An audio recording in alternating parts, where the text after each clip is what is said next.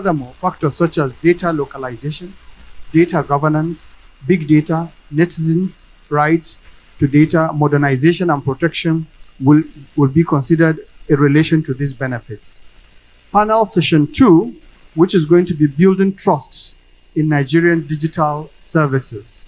The role of trust in digital services as part of inclusive digital transformation will be discussed here, with discussions covering user-level cyber awareness, SME cyber awareness, child online safety, and the resilience of the Nigerian digital economy to cyber threats, among other topics.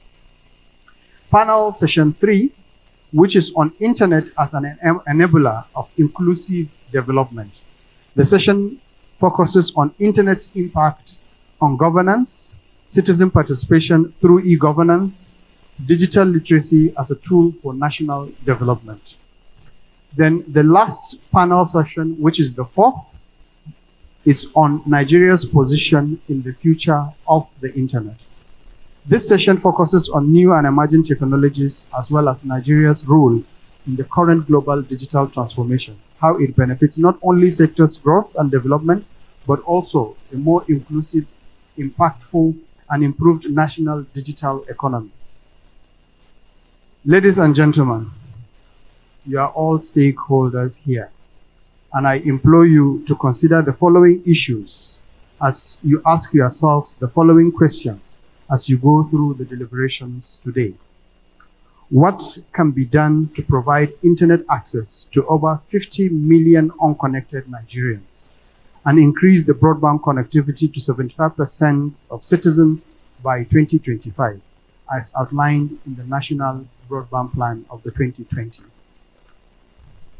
How can we use internet and technology to address some of our nation's current challenges, such as the physical security, the cyber security? You know what we have, the kidnapping, the banditry. How can we use technology to address such issues?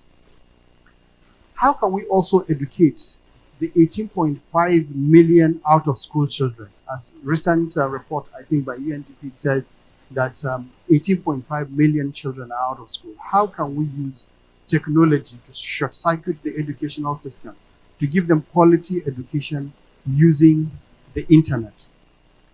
How can we reduce the impact of fake news? And how do we build national cohesion for collective progress using internet and technology? So I will urge you to discuss some of these challenges that we face and how to go about it. The communique from this forum outlining concrete recommendations will be distributed to all key government and private sectors. The outcome of the NIGF will also help strengthen the nation's standing in regional and global internet governance forum. Finally, I want to thank all the members of the multi-stakeholder advisory group. They are all here, for all their commitment and hard work. Honestly, it's because of what they have done that we are here. I also want to thank the Secretariat of NIRA and the Secretariat of the NIGF for all their dedication and commitment. Finally, I want to encourage all present to actively participate in discussions here, and I wish you all the best in your deliberations. Thank you so much for listening. Thank you.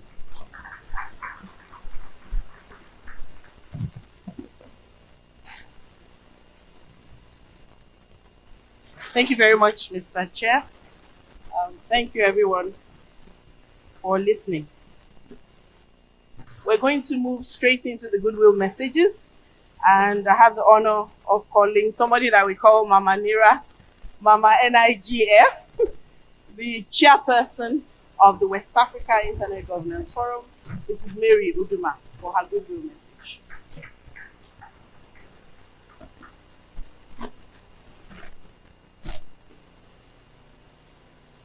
I have to add, former president of the Nigeria Internet Registration Association. Thank you very much. Thank you, everyone. Thank you for the introduction. And I'm glad to be here. We started about 12 years ago. 10 years ago, because this is 2022. The NIGF started about 10 years ago, and we've been consistent. We are still following up. And I want to appreciate the new faces that are coming into the NIGF. By way of starting, we normally start by introduction, protocols, and the rest of them. And I want to say that I will stand on the existing protocol established by the president of or the chairperson of the Nigeria Internet Registration Association Multi-Stakeholder Group, Mr. Rudman Mohammed.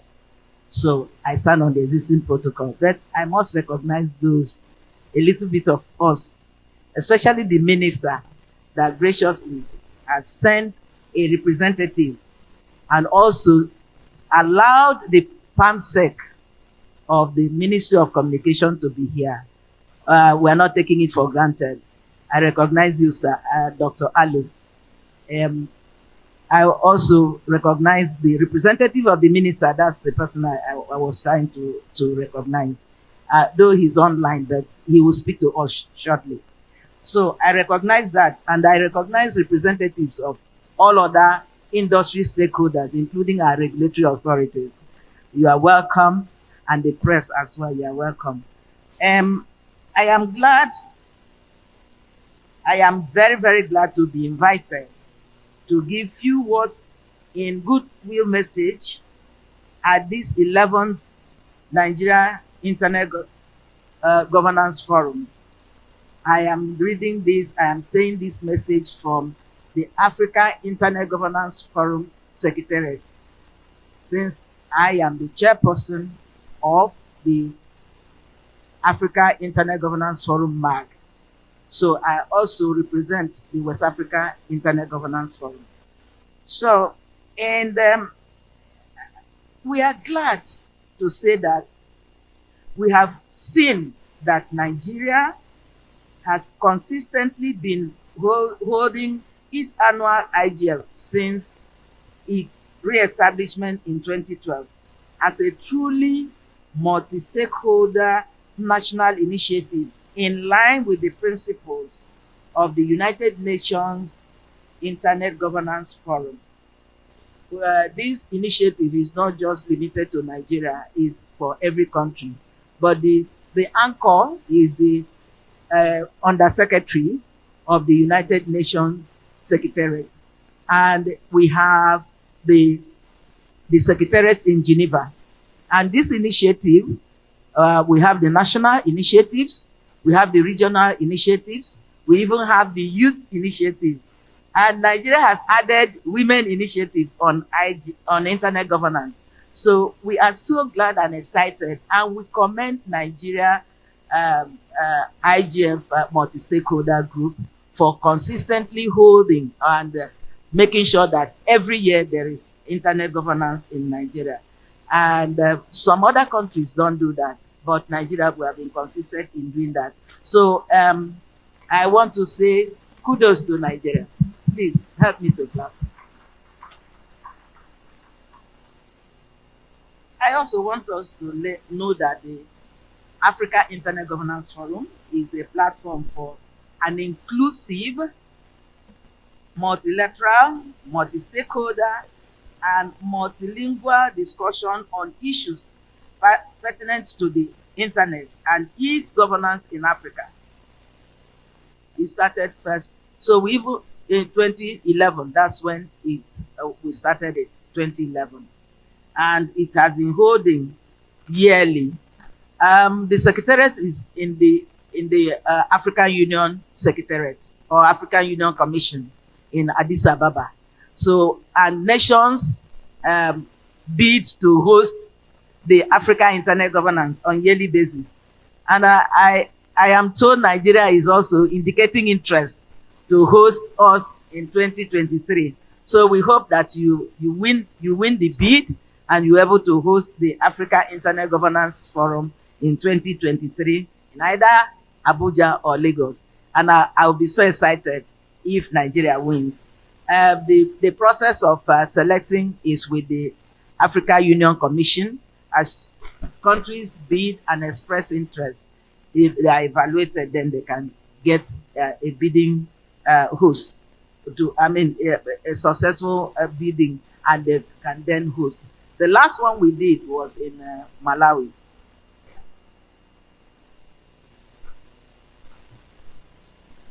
I hope you can hear us from online. Is everything okay online? All right. Um, is there anything? Right, I can see a paper. All right.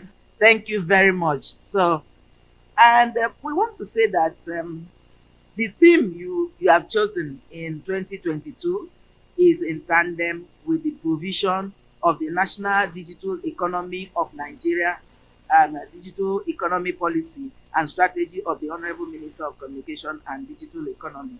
And we cannot but go with it. It is also in tandem or pairs with what we did in Africa at the African level. What did we do at the African level? We said digital inclusion and trust in Africa. And what is to be occurring here is trust. Trust is very, very critical. Trust, we can develop, we can implement our strategies if we don't build on trust. And because we know that the internet or the digital process, the digital transactions, we now have the platform economy, and is built on trust. You phone or you send a message to a driver or an Uber, and you believe that the Uber person will come and pick you to where and drop you to where you are going to. You don't have to see the person physically. You can only see the person when he comes. So you trust that the person that you have called as Uber will be able to come. So the platform economy is a trusted economy. It builds on trust. And if you look at the sharing economy, also built on trust. If you are to share, you must trust the other person you are sharing with. So the digital economy has to do with trust. It has to do with confidence in the partner you are collaborating with. So this is where we are going. So trust is the center. Whether it is the Nigerian version of the digital economy strategy, or is the African digital transformation strategy 2030. We are looking forward to 2030. We only build on trust. So the theme is very, very apt for us, both as a country in Nigeria, in West Africa, as well as Africa. So we want to listen to everyone. We want everyone to be open. There's no question that is correct or wrong. There's no answer that is correct or wrong. The only thing is that you respect other people's opinion when you are making your intervention or raising a voice. We want all voices to be raised. And so we have already done our Africa Internet Governance Forum, and it happened in July 19 and 20. Where did we hold it? It was in Malawi. And we were excited to hold that Africa Internet Governance Forum in Malawi after having been under cage and being under our devices, holding our meetings with our devices using the internet. So because of the pandemic. And so we were so excited that the number that attended was so much. The discussions were so very many, and we came up with all sorts of recommendations. If you visit africainternetgovernance.africa or you visit afigf.africa, you can see, or you can have access to the communique that came out from that meeting. Also, at West Africa level, we also did a hybrid. The one in Malawi was a hybrid. Some of you attended and participated in the debate.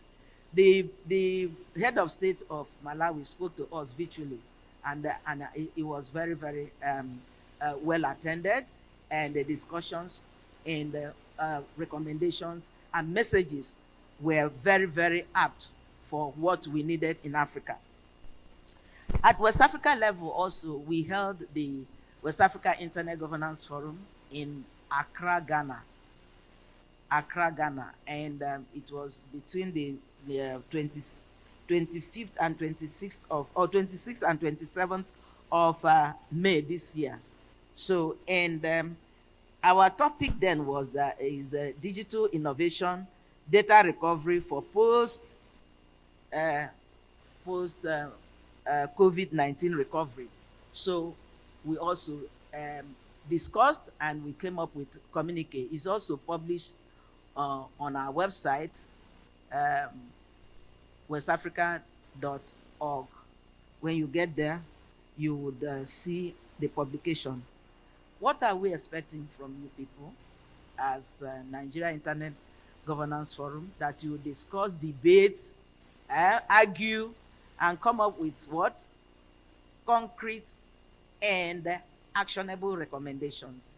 And these recommendations you will share with us as we share with other Africa internet ecosystem stakeholders, be it government or civil society or business or technical community, and the academia as well. So what we are doing here today, or what you will do here today, will not rest here only. It will go to West Africa at the West Africa level. It will also go to Africa at the African level. And this year, we are privileged to have the global IGF being hosted in African continent.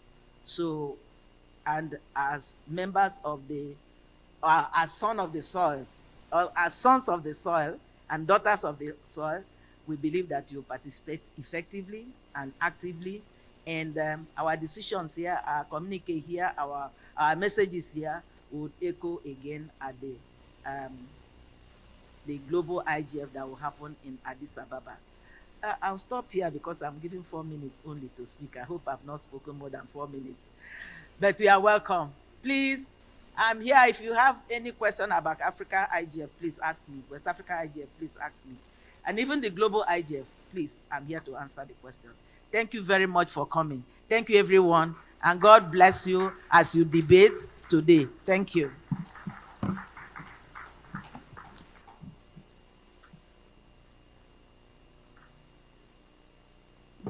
Thank you very much, ma'am. And yes, if you have questions, do ask Mrs. Uduma. I was honored to be her mentee in the country code's name supporting organization. And that was an interesting experience, 1 year. We're still talking about goodwill messages, all protocols duly observed. We are honored to have the representative of Mr. Kashif Inua Abdullahi, CCIE, the Director General, National Information Technology Development Agency, in the person of Dr. Bernard Ewa, who is also a great supporter of Internet Governance in Nigeria. He is the Acting Director of E-Government Development and Regulation, National Information Technology Development Authority. Please welcome Dr. Ewa.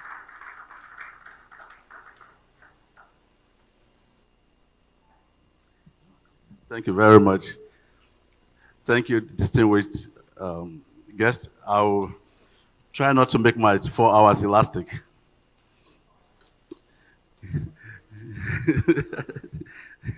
Okay. Thank you. I'm so honored to be here, and it's been a very beautiful morning.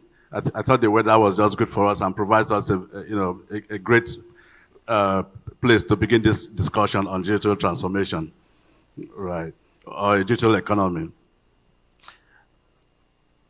As has been introduced, I am here as a representative of the Director General of NIDA, Malam Kashif Abdullahi, who is engaged outside of the country and is unable to be here. So he's asked me to extend his warm regards to everybody here, including those who are joining online. The DG is particularly excited about the progress that has continued to be recorded by the NIGF MAC. This is one of the unique models that is proving to be successful on a yearly basis, as attested to by the president of the West African Internet Governance Forum, one of the few countries where this event has held regularly and has not only been organized on a yearly basis, but there's visible contribution to the national economy and the role of the internet as a driver of development. The theme of this year's conference is also very objective. It places or gives us the opportunity to address digital transformation in a way that we recognize the broad role that different stakeholders play and how digital transformation can impact on a variety of different groups in the Nigerian population. This is also coming as a direct significance to the national digital economy policy and strategy, and leaders on strategic roadmap STRAP, which recognizes the internet as pivotal to a strong and sustainable digital economy. We would like to again thank everyone who has made it here and hope that the discussions that we had here or have been had here since the last couple of days and today will give us more resources to collectively promote not just the internet, but the development and sustenance of the digital economy in Nigeria. So I'd like to say thank you, and I wish you all a very fruitful deliberation. Thank you.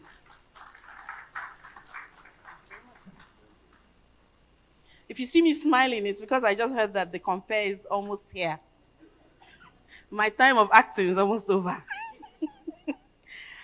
We're also honored to have the presence of Professor Umar Garba Dambata, the Executive Vice Chairman, Nigeria Communications Commission, ably represented by Director Digital Economy, Engineer Austin Nwaolune, PhD, FNSE.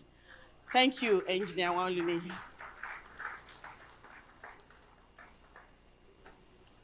And we're still taking goodwill messages.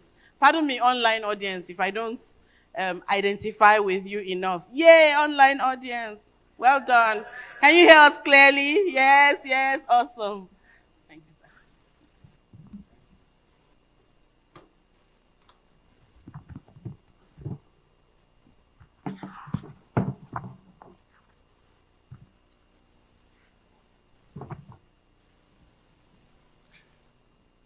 Good morning, ladies and gentlemen. I am here this morning as representing Prof. Umar Garba Dambata, the Executive Vice Chairman and Chief Executive Officer of the Nigerian Communications Commission, who, because of the multi-stakeholder nature of the internet, is not able to be here today because he has some other engagements elsewhere. But I'll ask that I present to you this morning his goodwill message. I want to recognize the presence of the Honorable Minister of Communications and Digital Economy, represented by the DG NIMC, and the Permanent Secretary, Ministry of Communications and Digital Economy, Dr. Allo. The African Internet Governance Forum Coordinator, Mrs. Mary Uduma, the DG NIDA, ably represented by Engineer Ben Ewa, and all the directors and key stakeholders in the digital economy space. I'll read the AVC's goodwill so that the goodwill will be conveyed the best way.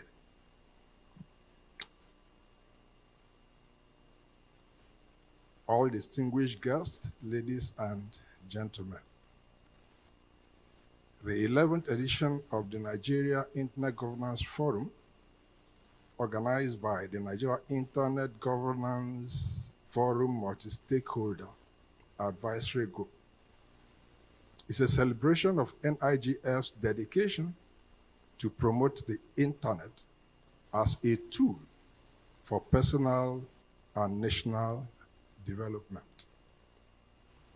It also provides an opportunity for all stakeholders to actively participate and make contributions on the development and governance of the internet in Nigeria. The theme of the NIGF 2022 is Achieving Digital Transformation and Trust in Nigeria, with sub-themes in the areas of data sharing and digital sovereignty in Nigeria, building trust in the Nigerian digital service, internet as an enabler of inclusive government, and Nigeria's position in the future of the internet. The Commission supports effective implementation of government policies and in stimulating regulatory initiatives is focused on advancing Nigeria's digital transformation.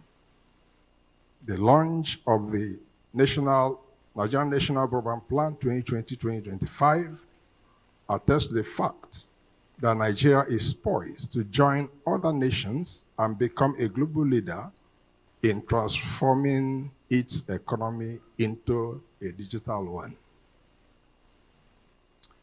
Following a transparent, diligent, fair, and credible auction of 3.5 gigahertz spectrum in December 2021, in April 2022, final letters of award of the 5G spectrum license was given to MTN and Mafab Communications, winners from the 3.5 GHz spectrum auction.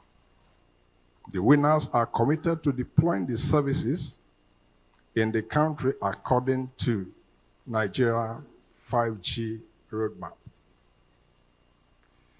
Therefore, it has become imperative for us as critical stakeholders to appraise the progress made so far as the industry and chart the course for the future of the telecom industry in the country.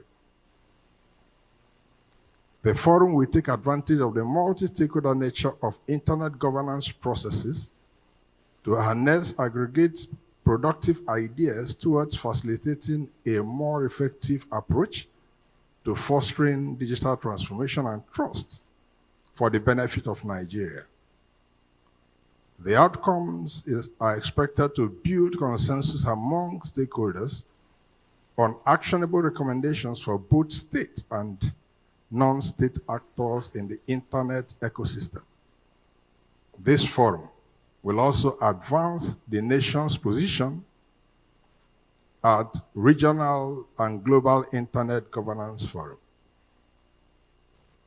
The NIGF has the power to encourage opinions, suggest best practices, and shape discussions that can influence Nigeria's internet policies and decisions of those that have the power to drive the required policies.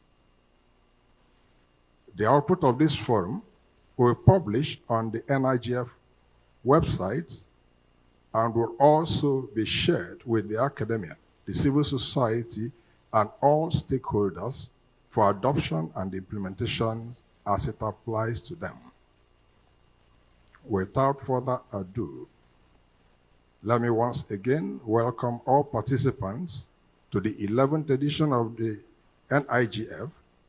I encourage all present to actively participate in the discussions and sessions. I thank you all and wish you the best in all your future endeavors. Thank you. I Engineer Professor Omar Garba Dambata, fellow RIS, fellow NSC, fellow Academy of Engineers, and fellow Nigerian Institute of Electrical and Electronics Engineering. Thank you.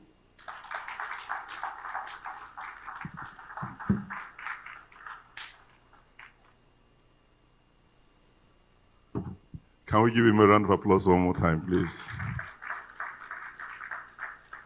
I want first of all to apologize for, I think we must find a digital way of transportation now. You know, maybe mutation or something. Or is it levitation? Levitation. Levitation. Teleportation. Yes, because it's getting so crazy right now. Ladies and gentlemen, nevertheless, I would like to thank everybody for your time. And we are waiting for Engineer Benga Debayo, who is on his way. But we have the next speaker who is the Permanent Secretary, Federal Ministry of Communications and Digital Economy. He's here now. Ladies and gentlemen, help welcome Dr. Williams Alo. Round of applause for him. Okay. Now, maybe that was the way you started. That's not the way. Let's make it virtual, digital, practical. Thank you. Thank you.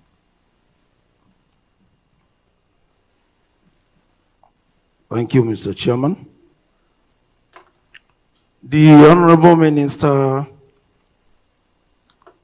Communications and Digital Economy of the Federal Republic of Nigeria, my own dear boss, Professor Isa Ali Pantami, the only digital professor in Nigeria, who is ably represented, although virtually,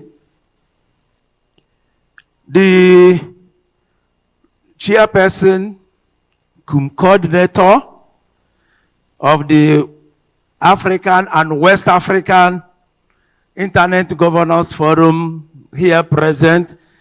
I refer to you, Mrs. Mary Uduma, the chairman of the Nigerian Internet Governance Forum,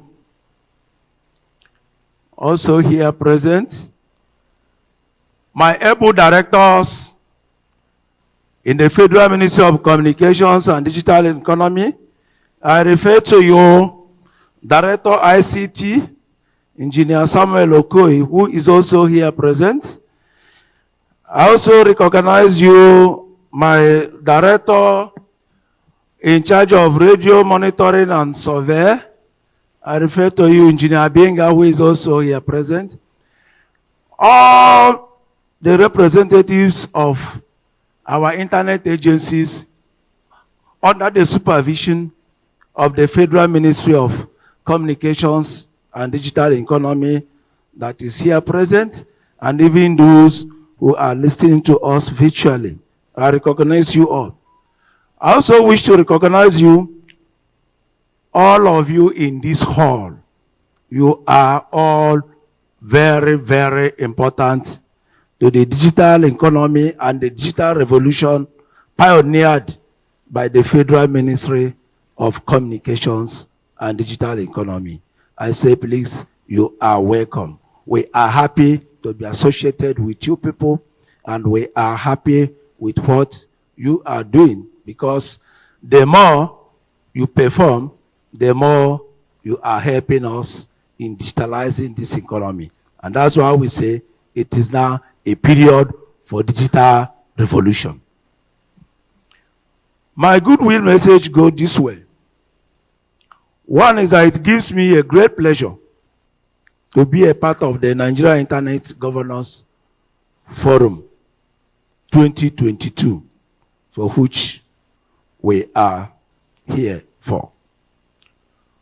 Although this is my first IGF activity, I very much commend the concept of a multi-stakeholders platform like this that facilitates the discussion of public policy issues pertaining to the internet as positive development can best be attained through the synergy of partners.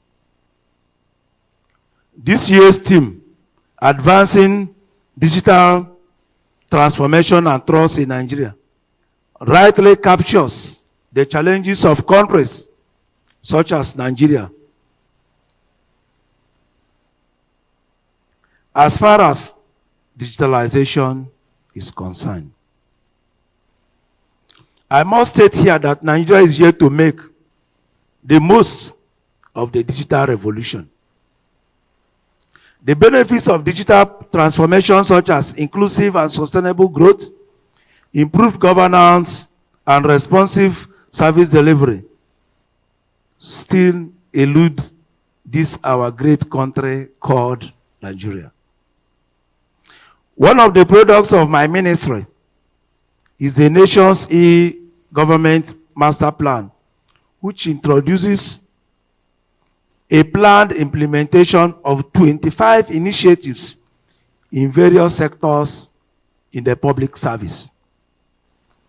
This initiative recently got a boost when the federal government, under the leadership of President Muhammad Buhari, inaugurated a presidential council on digital and e-government master plan to strengthen the capacity of government to develop, adopt, and deploy technologies to make government more efficient, transparent, and to improve Nigeria's global standard in doing business.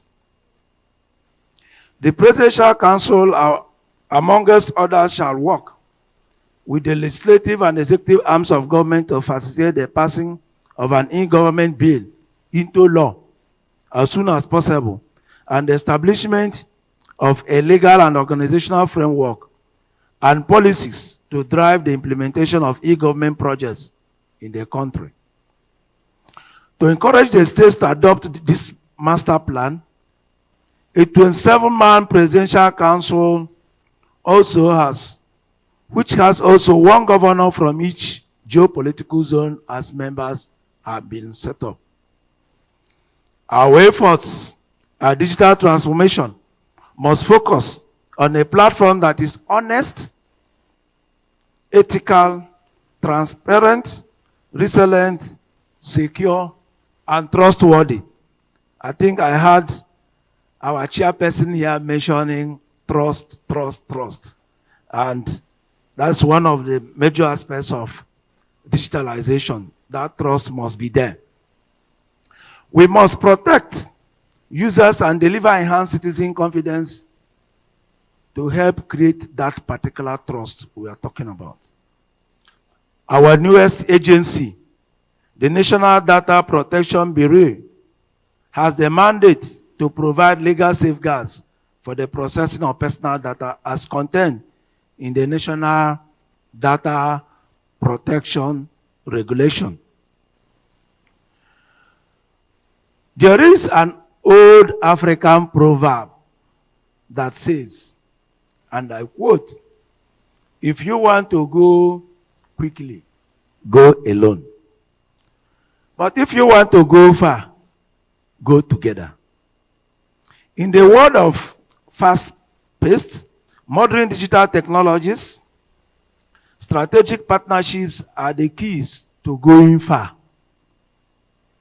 The Federal Ministry of Communications and Digital Economy and its agencies, the organized private sector like you, civil society organizations, and the technical community that the NIGF multi-stakeholders advisory bodies comprises is a perfect example of this much needed partnership.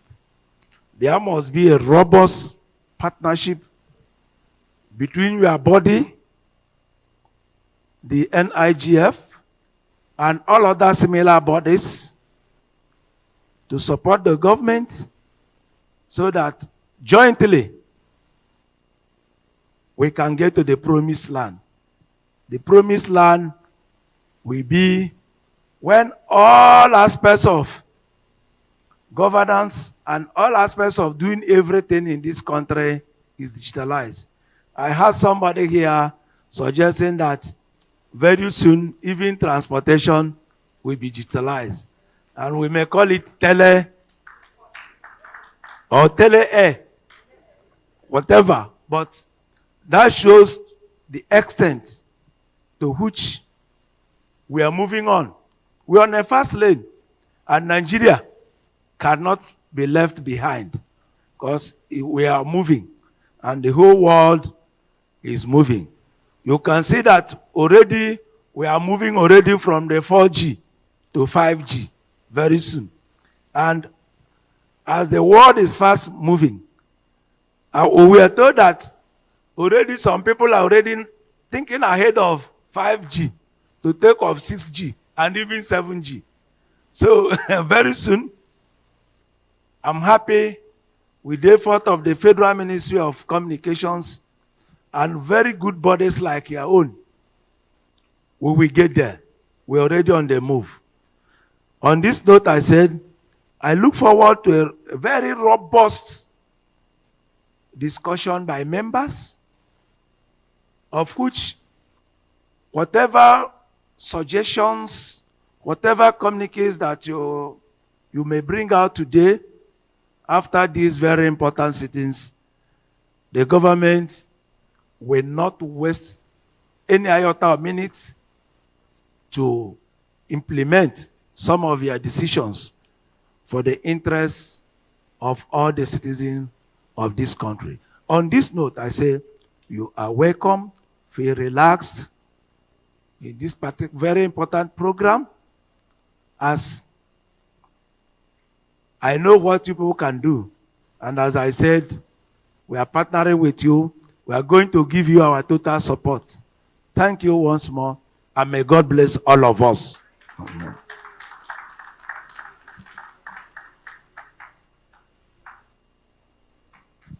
Thank you, ladies and gentlemen. Another round of applause for the Digital Permanent Secretary of the Digital Ministry. He did a digital presentation, and I want you to give me a digital hand clap one more time.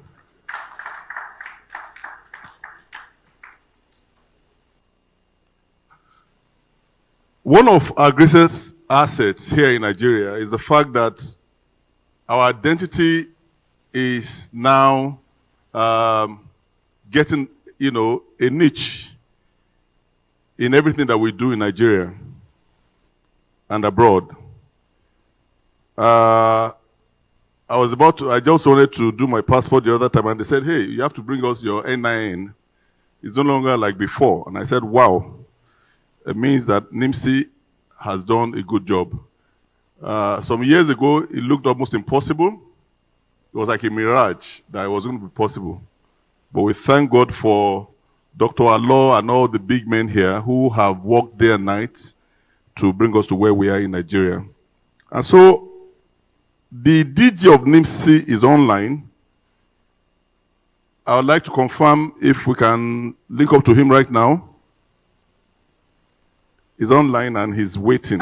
I'm online. I'm listening to you. Fantastic. Ladies and gentlemen, this is what digitalization, is it digitalization or digitization can do? Now, he can't see me. I can't see him. He can see me and I can see him too. Show your face, NIMCDG. Ladies and gentlemen, Engineer Aliyu Aziz is here live from Abuja. A round of applause for him, please. Thank you very much, the MC. Well, I'm here today to represent the Honorable Minister, Professor Isa Ali Ibrahim Pantami.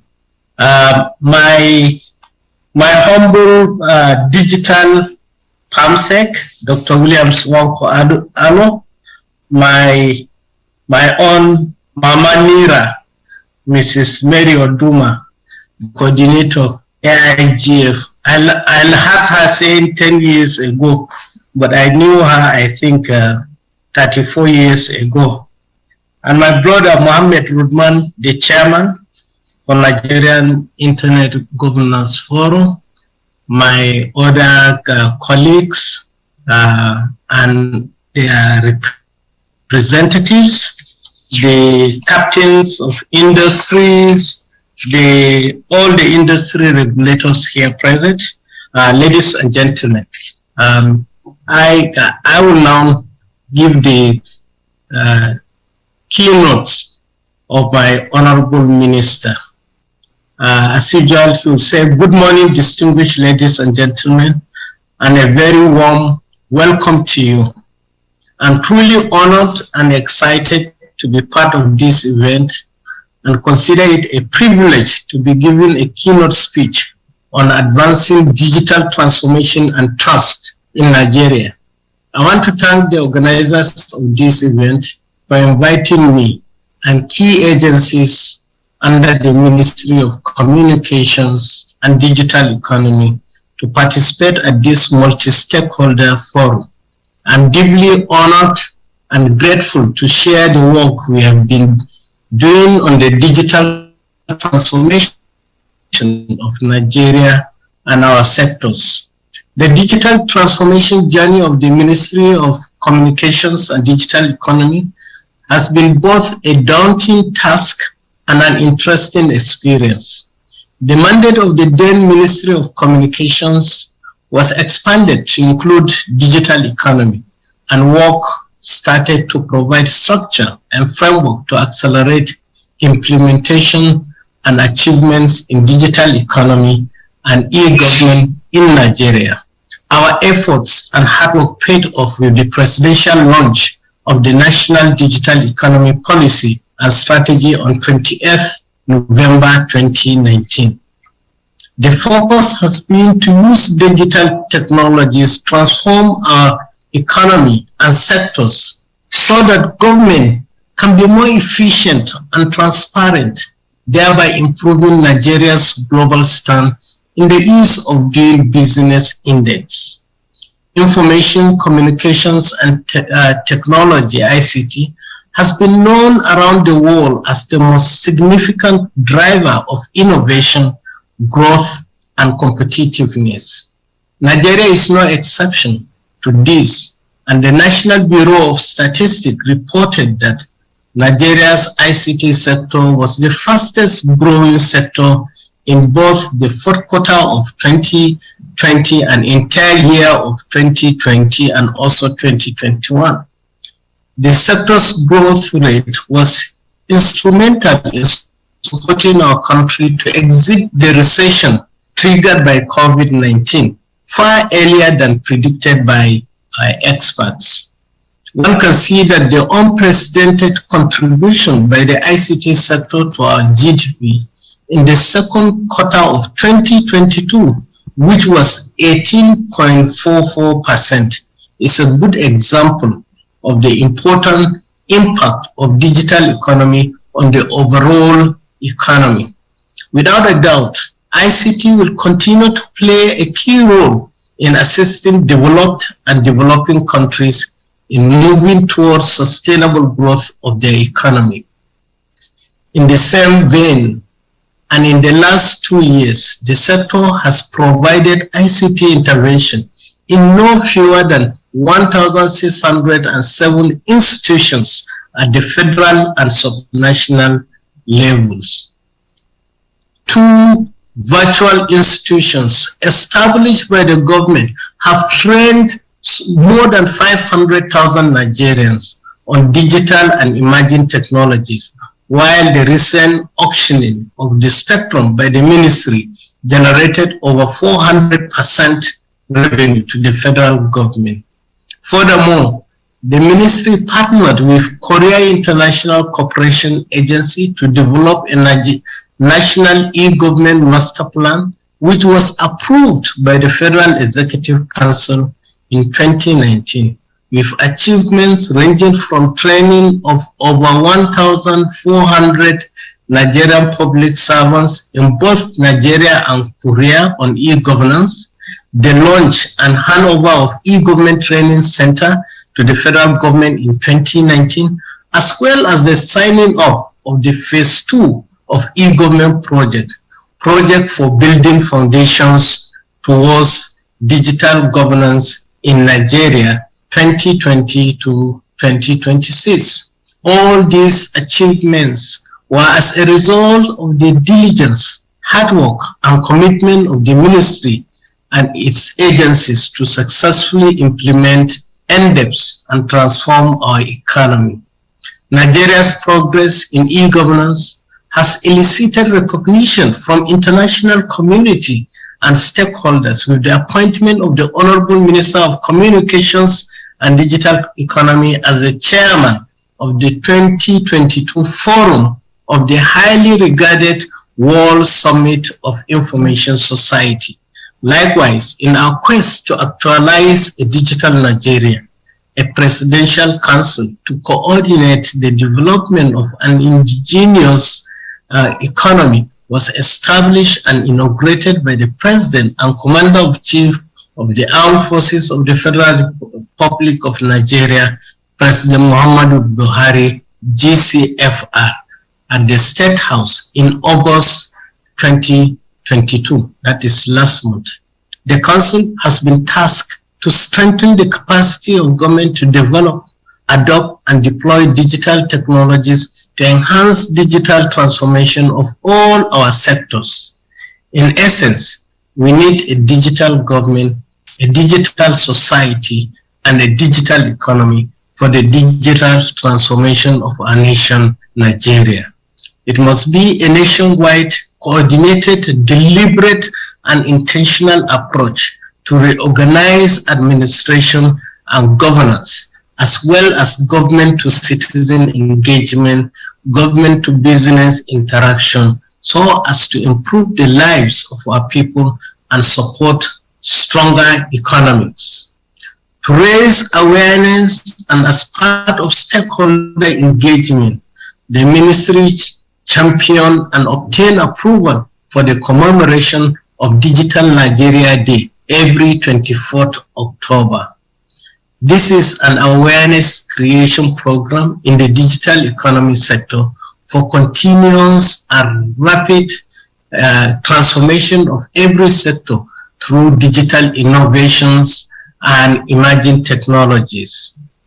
Technology affects the way we communicate, learn, and think. The role technology plays in society today has positive and negative effects on daily lives and the world at large. The internet and cell phones are typical examples of technological advancement with great impact on society. The internet, as we know, gives us access to information to almost anything online on a 24/7 rate. It brought many methods of electronic communication such as emails, social networking, video conferencing, FaceTiming, etc. While these are useful tools, studies have also shown that these mobile technologies can decrease communication and relations between people, coupled with loss of privacy because anyone can find you anywhere at any time of the day. It is a known fact that the nexus between the adoption and advancement of digital innovation is trust. Digital trust is the confidence users have in the ability of people, technology, and processes to create a secure digital world. So, gaining trust in our products, services, enterprises, purpose, and principles is key to the success of that enterprise. With the advent of digital technologies and digital transformation efforts to embed technology in every facet of our lives, trust has become a front-burning issue. Stakeholders have become used to expecting increased transparency and control in accessibility of personal information held about them. With this knowledge comes the issue of privacy and data protection.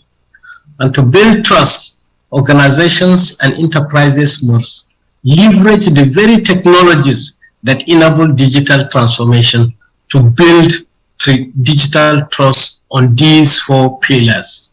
One is on transparency and accessibility. The second one is on ethics and responsibility. The third is on privacy and control. And finally, the fourth one on security and reliability.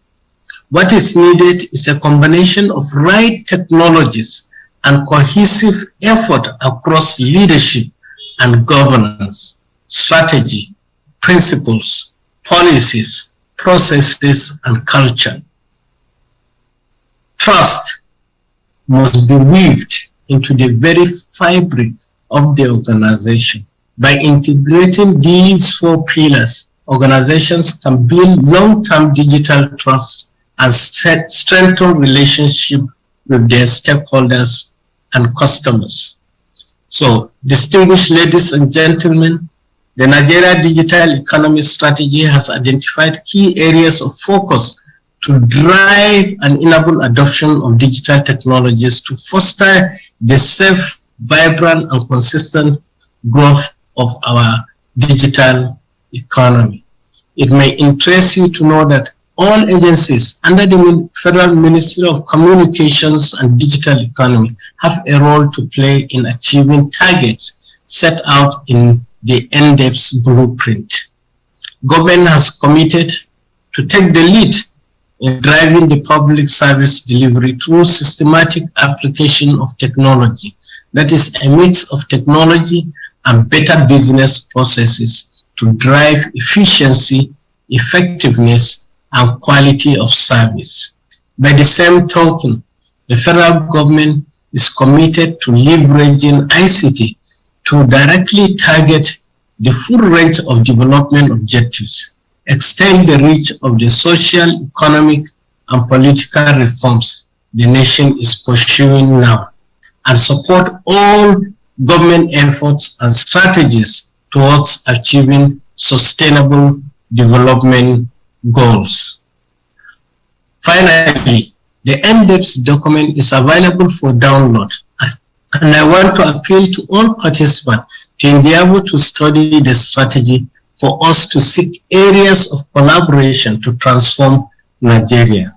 On this note, I thank you all for listening and wish you all a fruitful deliberation.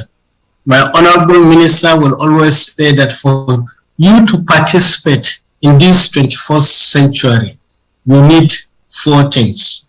One is that you need a smartphone. Secondly, you need a digital wallet. Thirdly, you need the broadband that enables the internet. And finally, you need a digital identity as a foundation for the trust. So God bless the Federal Republic of Nigeria, and thank you and enjoy the rest of your program. Thank you.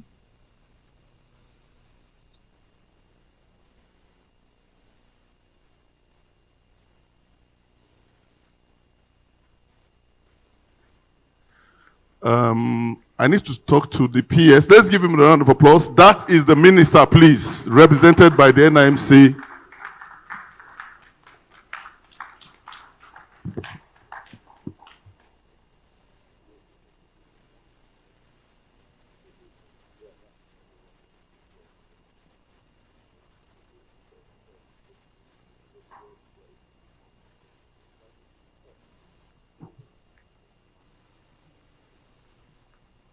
All right.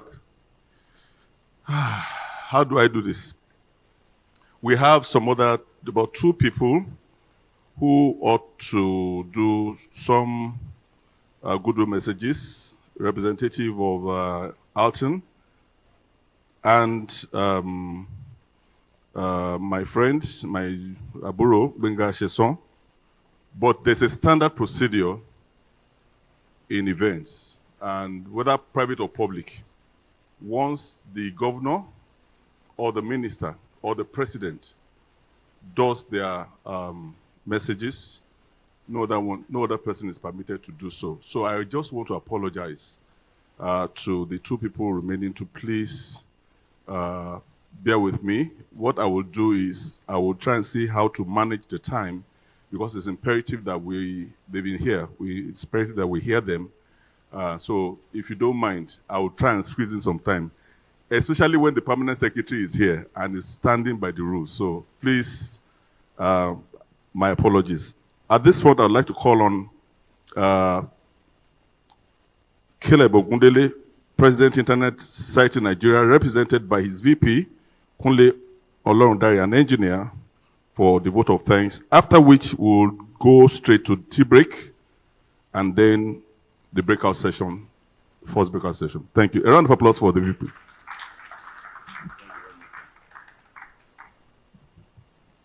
All right, good morning, ladies and gentlemen. Good morning, ladies and gentlemen. All right, thank you very much. My work here is very simple this morning, and I'm not going to take our time. I've been asked to do vote of thanks, and that is what I'm going to do. So first of all, I want to observe the protocol, and please permit me to stand on the protocol that has been established by the chairman of Multi-Stakeholder Advisory Group of Nigeria Internet Governance Forum, a person of Mr. Mohammed Rudman, my chairman. Thank you very much. All right, without wasting time, I want to appreciate our Honorable Minister, that is the Minister for Communication and Digital Economy, a person of Professor Isa Ali Pantami. We appreciate you, we appreciate your presence, and even your representative, that is a person of Engineer Aliyu Aziz, who is the DG of NIMC. Also, we want to appreciate our Digital PAMSEC from the Ministry of Communication and Digital Economy, a person of Dr. Williams Allo. Thank you very much, sir.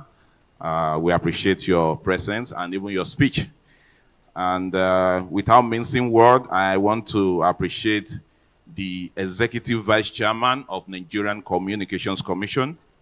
That is no other person than Professor Umar Garba Dambata, FNSC, FNIEEE, who is ably represented here this morning by no other person than the indefatigable Director of Digital Economy, a person of Engineer Austin Onwalunen, PhD, FNSC.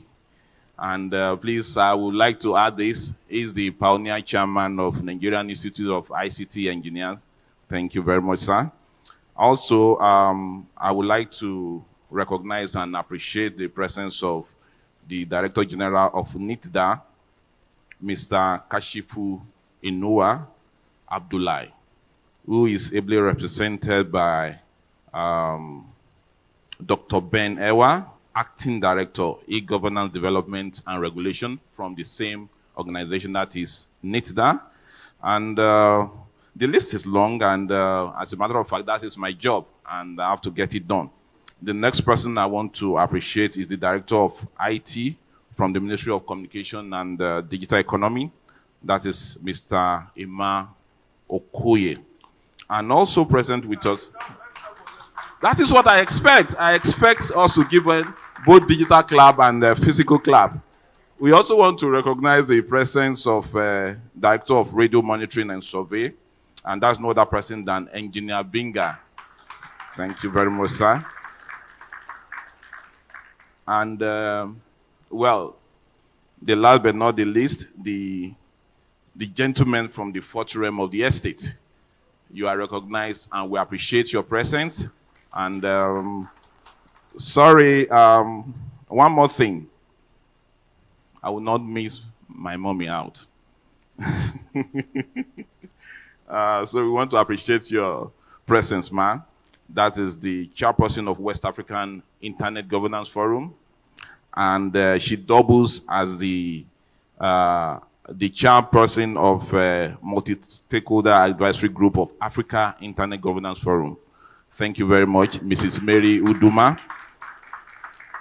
And please let me just quickly add this. Everybody present here this morning, we appreciate your presence and we thank you very much. Both of us that are present here physically and those that are present online. Thank you very much. We appreciate you. Thank you, thank you, thank you. And please, I want to say this. We also want to appreciate the presence of the fellows, the latest fellows from Nigerian School on Internet Governance. That's the 2022 edition. I know that some of them are here.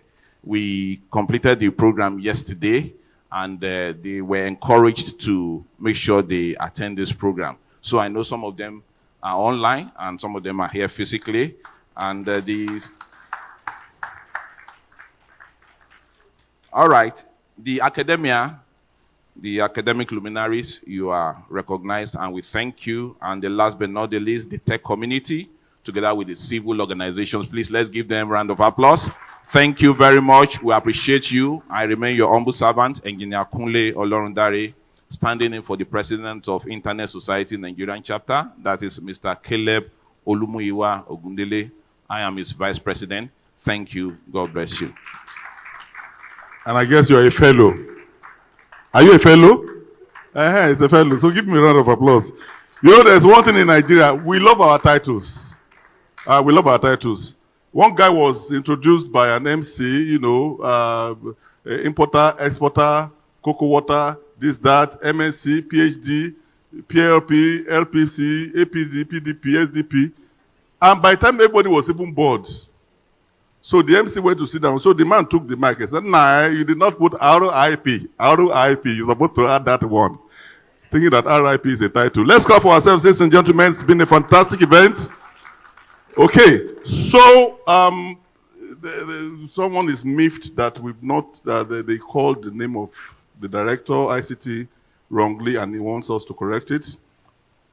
Please let it be known to this General Assembly that the correct pronunciation and the elocution and articulation of the name of the Director ICT, Federal Minister of Communications and Digital Economy is Mr. Samuel Okoye. Samuel. Are we okay, sir? Are we in order now? Okay, that is also very, very important. Nah, very serious. Okay, so we're going to have a photo session right now, and after the photo session, no, let me call Busayo. Busayo, please come. Miss Busayo Balogun. Yeah, will just tell us the format for the breakout session, and immediately after she finishes speaking, we're going to have a photo session with the very, very important dignitaries because the world is waiting to see their faces. Okay? All right, Busayo. A round of applause. Look at her now. Is she not digital? Thank you so much. Thank you so much. I'm still standing on the existing protocol to avoid any mistake. Our tea break for our special guest VIPs.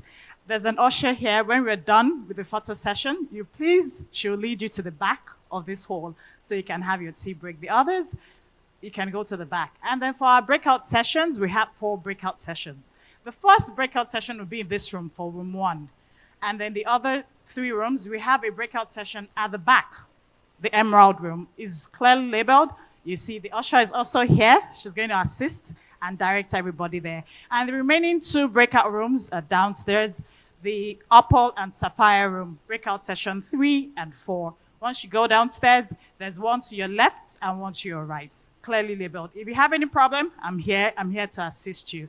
Thank you so much, and please enjoy your tea break. Thank you, Messiah. Another round of applause for her again.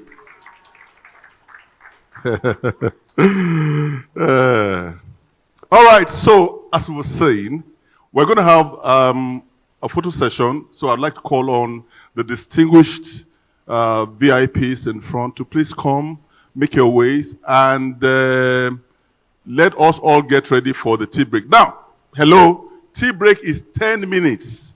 You are gulping your tea digitally, sharp, sharp. Yeah, please come to me.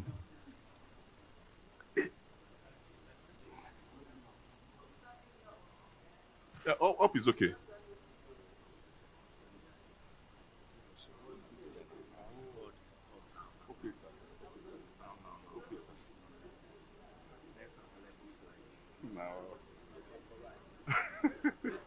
Okay. Yeah. Okay.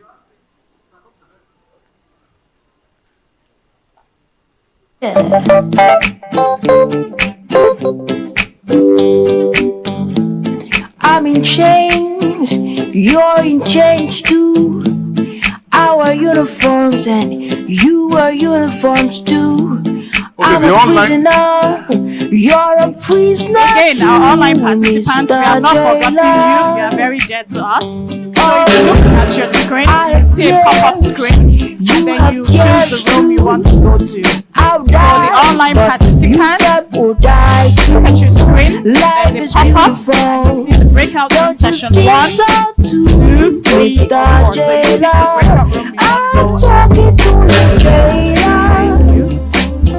Stop calling me a prisoner. You can also have breakfast wherever you are. Take your tea, your bread, and we'd like to appreciate the PS who is going to Abuja immediately. Let's give him a round of applause, please.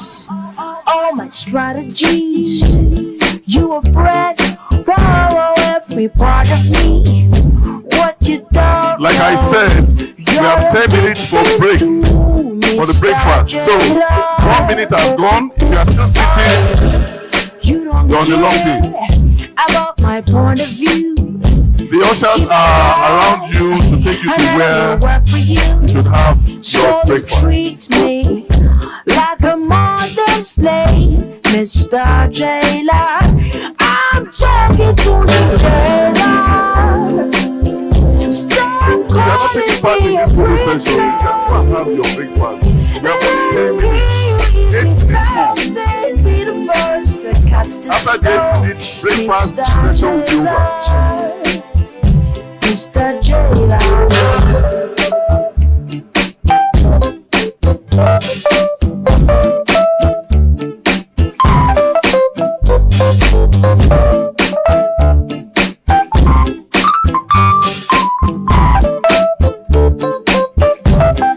You see, if you walking in the marketplace, down stones, even if you do, you just might hit one of your own. Life is not about your policies all the time, so you better rearrange your philosophies and be good to your fellow man. Stop calling me a prisoner.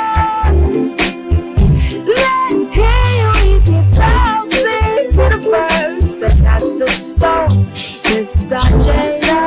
Oh, I'm talking to you, Jailer. Stop calling me a prisoner.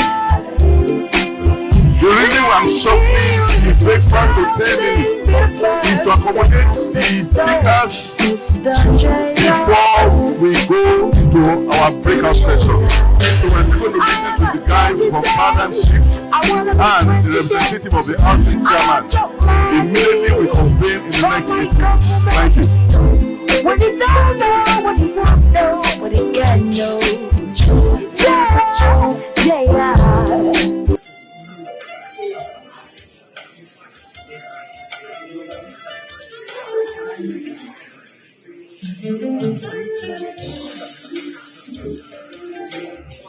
This is a highlight of the high-level panel on advancing digital transformation and trust in Nigeria. The moderator will be Mr. Ben Ewa, Acting Director, E-Governance, Government Development and Regulation, NIPDA.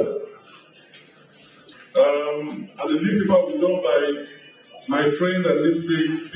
Oladipo, Vice Chairman, ICANN, CCNSO. And the speakers are Engineer Augustine Nwanrune, PhD, Director, Digital Economy, NCC, Sheikh Mwakao, CEO, Oberlink Limited, but he's represented by Akishola Akisoya, the COO. Is the representative around? Thank you, fantastic. Amina Saliu, I saw her online.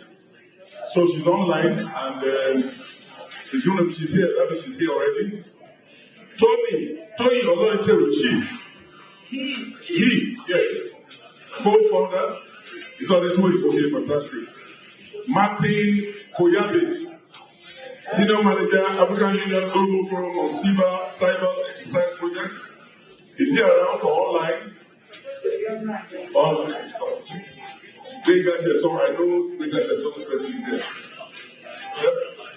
He's also, I think he said somebody's going to speak for him. Everybody from Partners Shifts is online. Fantastic. So, we're ready. That's what it means, right?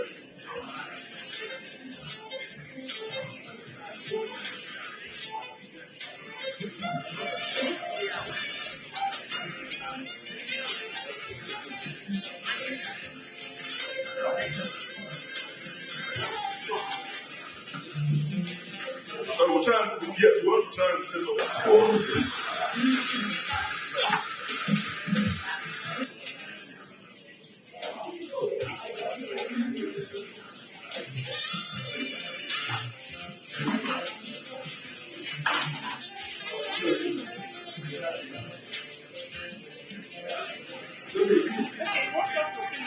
3 here, the other 3 are online.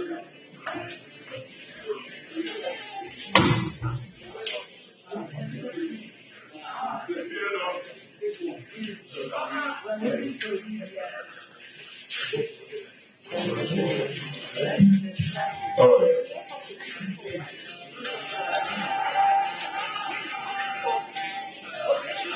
Now let's call the moderators, the moderator and the speakers.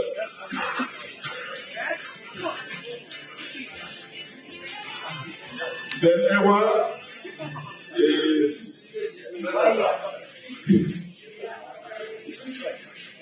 Ladies and gentlemen, can we give a round of applause to our moderator, Mr. Ben Ewa, Acting Director, E-Government Development and Regulation, NIPTA.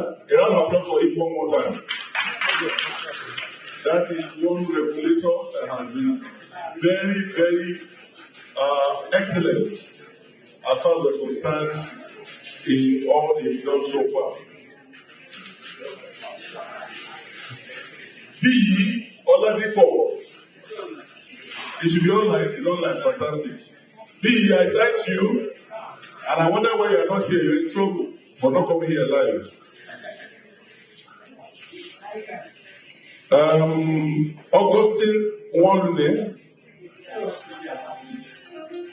Wow. Okay, wow. The class is changed. I think you changed your name or something. This was the first time. Please let me give a round of applause to the Director of Digital Economy, NCC. One of the most humble men I have met in my life. Usually, if somebody was at NCC, he should be walking like this. But he's very, very calm and calculated. I used to do that one. I don't do it for him. Now I will. Shekwako is going to be represented by Akisoya, CEO of Malik. Is he around? Okay, they give you Aki, they thought you were a warrior. So you are there like me. Okay. Let's give Akisoya a round of applause. Mino Saliu is online. She's the Senior Program Manager at MacArthur Foundation. Chief Tony Oloriteru is on his way. He will join us. Martin Koyabe is online. I saw him online.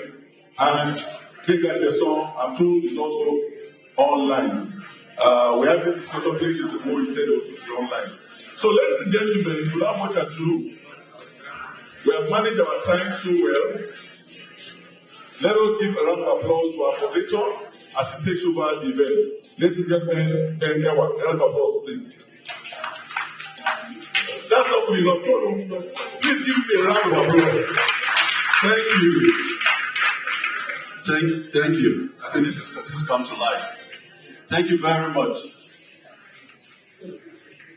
This is going to be a continuation of the sessions that you've just participated in. Indeed, as a high-level session, it covers every other area that we had in the session. But the attempt here is to dig deeper and, not to enhance, but to continue the conversations that we've listened to. My sense of digital transformation or the innovations that enable it is that it's an experience of facilitated learning that impacts on lives of individuals, society, organizations. When that happens, it reflects in the changes the way we do things, the way our individual works, our organization is run, and the sum of that. You don't want to see that.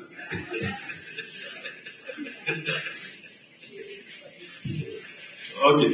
The sum total of that is changes in performance, productivity, level of capacity, and so on. And that's what we are experiencing in the, for example, the contributions of ICT to the economy and the prospects and opportunities that are evolving on a daily basis. And for us, this session is really looking at what it takes to push the envelope, what it takes to ensure that more and more people are actively involved in this process, what it takes to ensure that there isn't a disequilibrium in the numbers of participants in this process, so that some people are not left out, or why some people are overly taking advantage of the opportunities that are presented. So, as you are well aware, there is a lead paper which we are going to listen to shortly. This business of hybrid is almost like talking to somebody in the dark. I know being somewhere there, I can't see his face.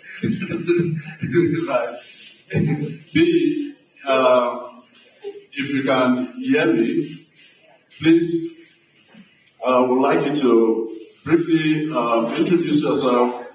I would also like each and every to do same. I hope you can hear me now. To do same before we continue with this paper presentation. Be over to you.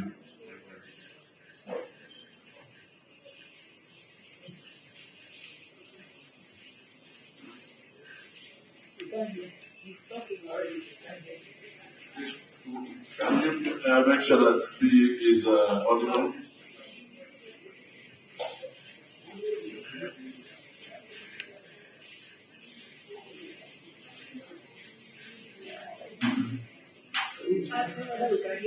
Okay, I noticed that the guys online can hear me, but the guys on site looks like you still can't hear me. We can hear you now. Excellent. Okay, thank you so much, Ben. It's so good to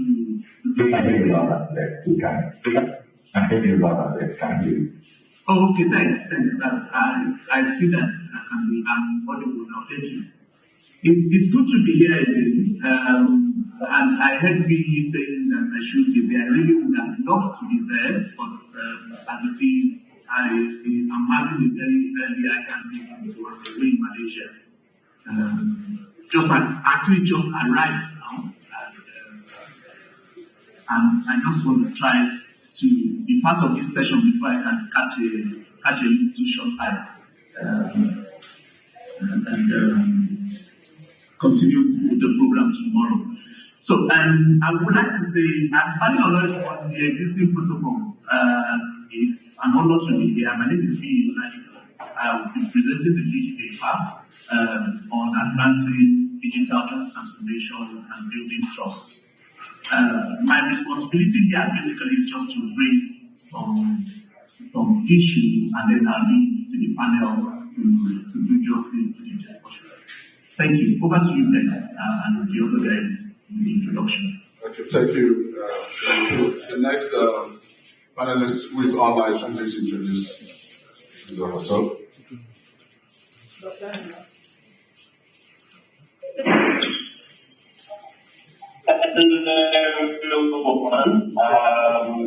I'm not sure, but my name is Nigf. I work with other initiatives, and I'm glad to be part of this conversation. Thank you, very good. Dr. Amina, please. Thank you. Hello, everyone. My name is Amina Salihu.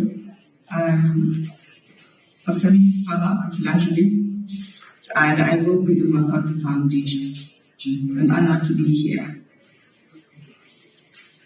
Yes, it's a great honor to have you here too, Dr. Amina.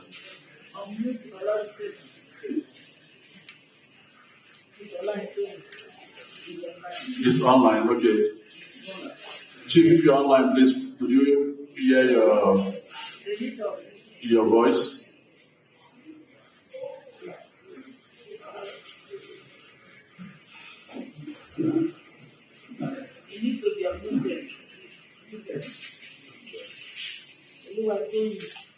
Please, can you unmute, Chief?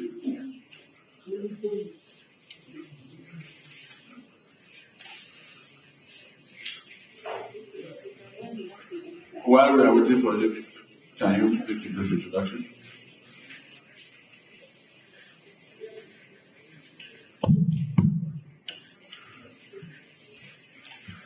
Good afternoon, ladies and gentlemen. My name is Engineer Austin Mawuruya, and I am the Director of Digital Economy, NCC. Thank you. Please. Good afternoon, everyone. My name is Adishola Hussein, the CEO of Opadic Limited, representing Mr. Shegun Akolu, the CEO of Opadic Limited. Can you hear me? Okay, thank you. All right. Okay. So, please, at this point, we will go straight to the paper. Over to you, please.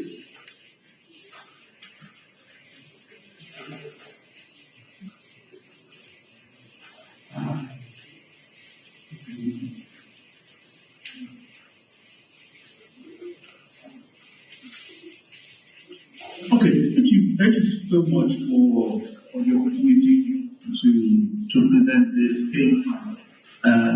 Like I said earlier, I'm just going to raise some issues and let's look at what the main concerns as advancing digital transformation is concerned, and then we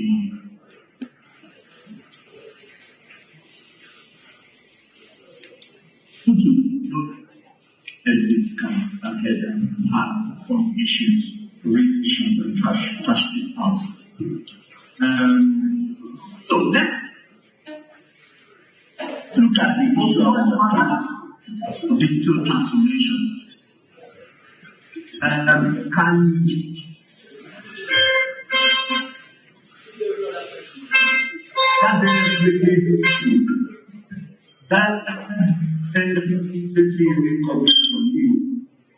Okay, thank you.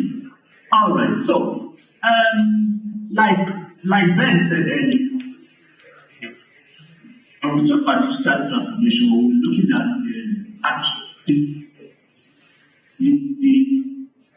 seeing how we can enhance is not restricted to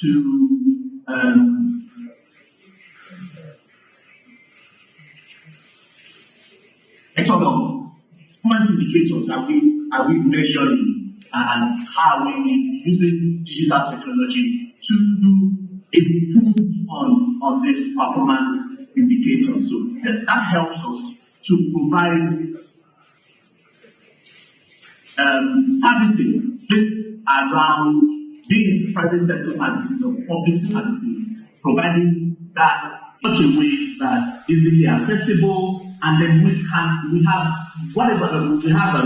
specific metrics in which you can measure how successful service delivery has been. When we talk about digital transformation, there are 4 key areas that we look at. and I'll mention them and then I can just shed a little bit of light on.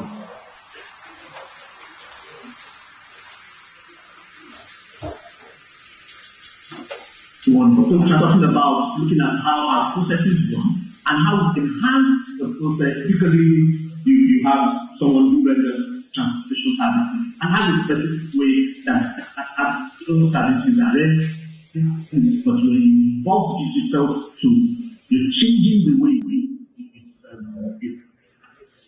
that it's delivered effectively, promptly, cost effectively, and in such a way that it lives in a more customer friendly way.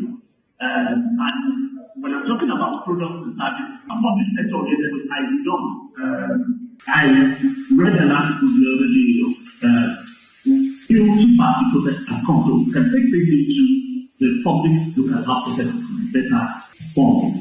Another area of digital transformation, business model transformation. Business in a certain way. One of the breakout tools that I joined earlier, someone was talking about how possible it was to change vision and the way people deliver their services. Business model as you know, is how it is in such a way that we give half of revenue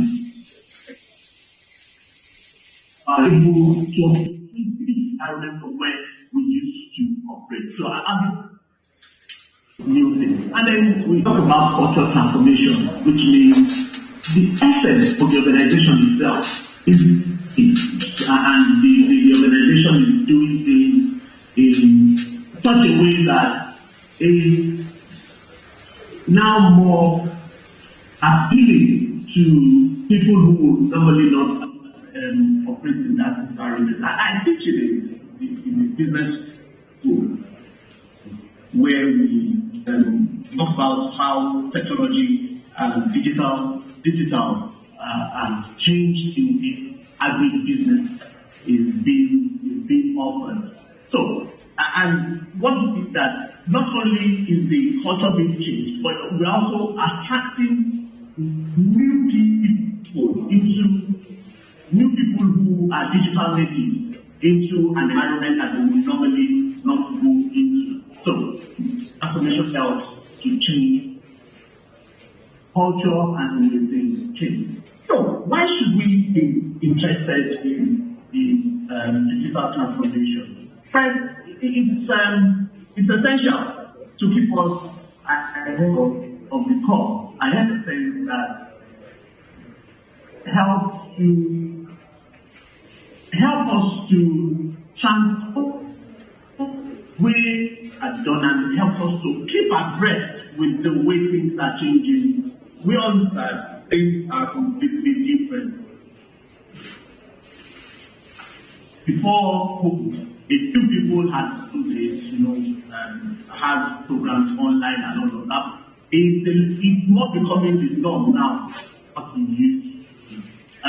So we are doing things, and of course, it also has implications as the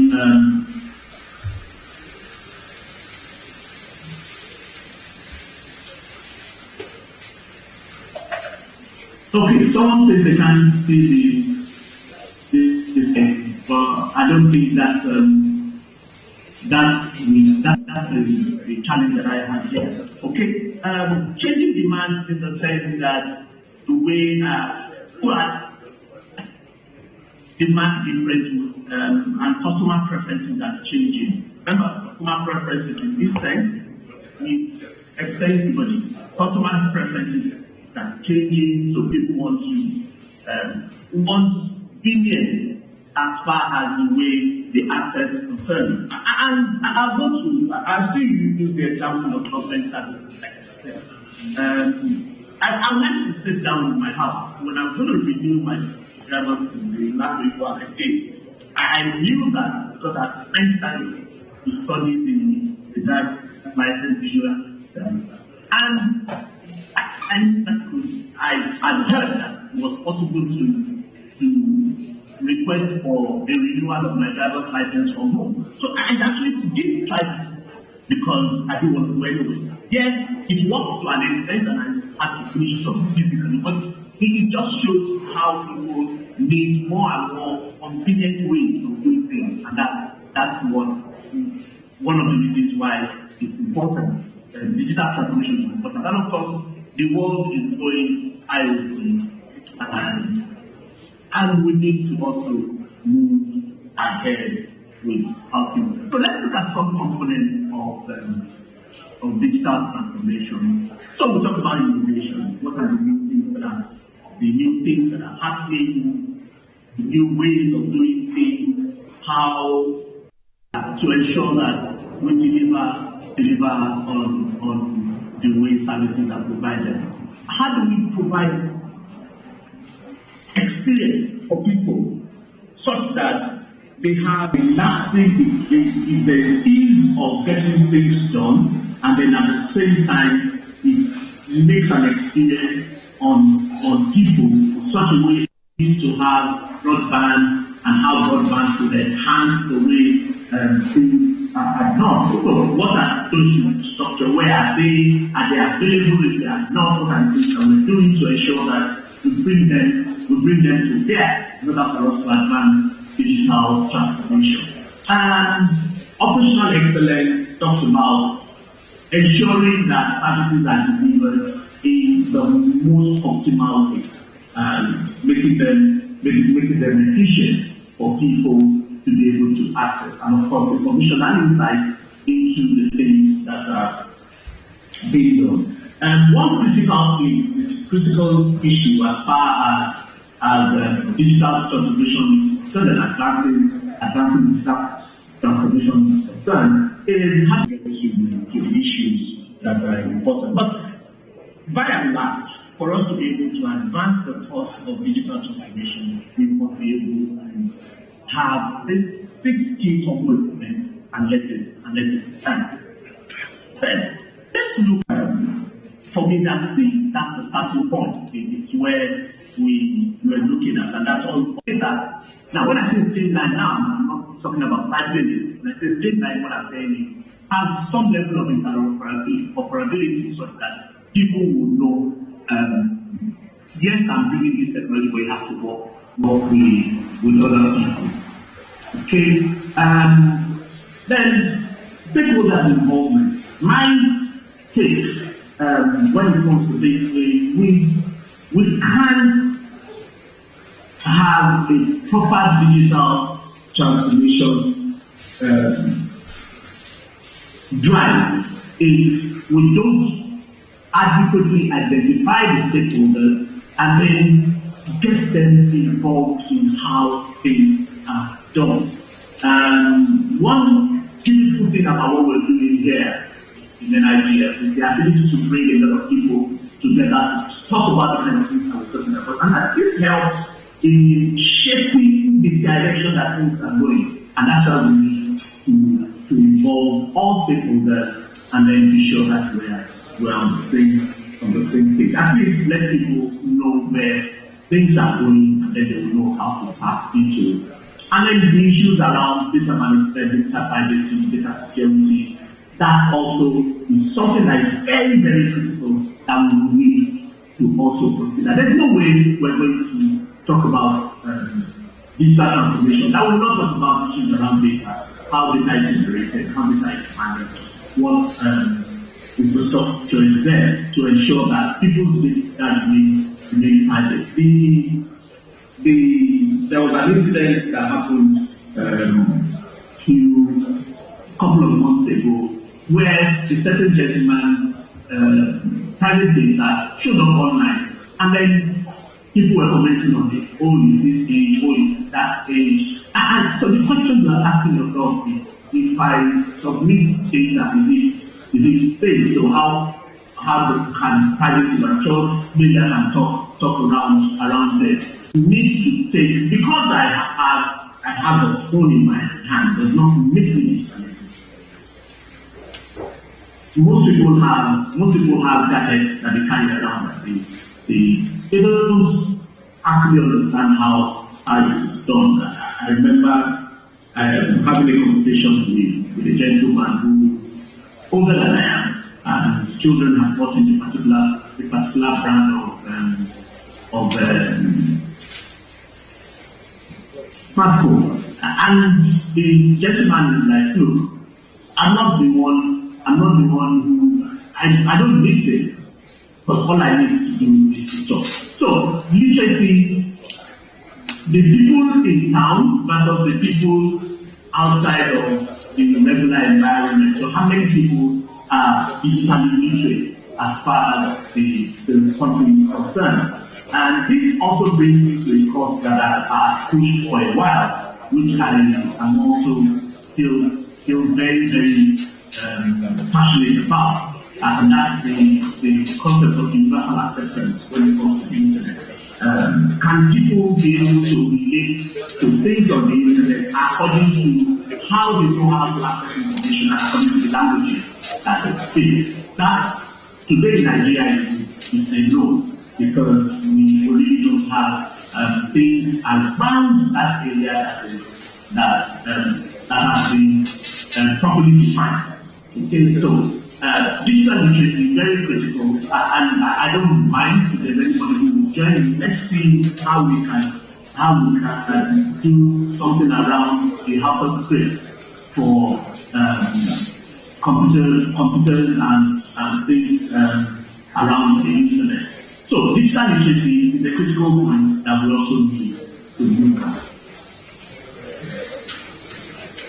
Okay, so let's talk about the issues of trust. And building trust is very, very important. I always tell people when we talk about things around digital service provision, critical things is number one, the technology. Yes, technology for some people is given, data driven and all of those.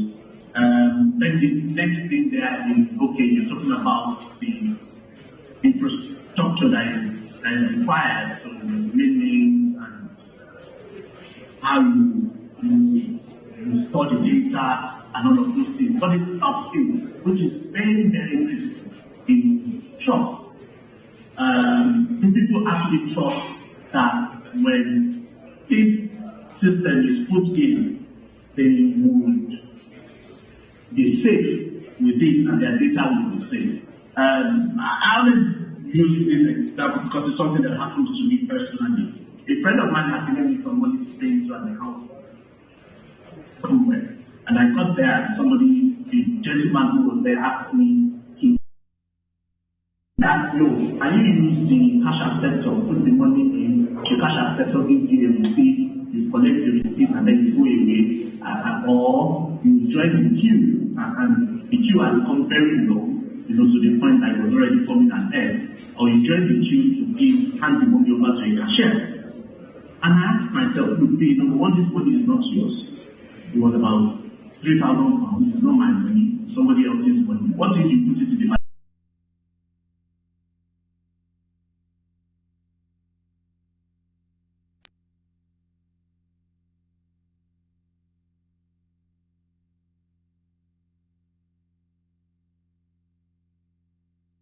About services in the digital form, will people still use it? Do they trust this service enough to be able to use it? Because they will have issues around data management concerns, who is going to keep the data, how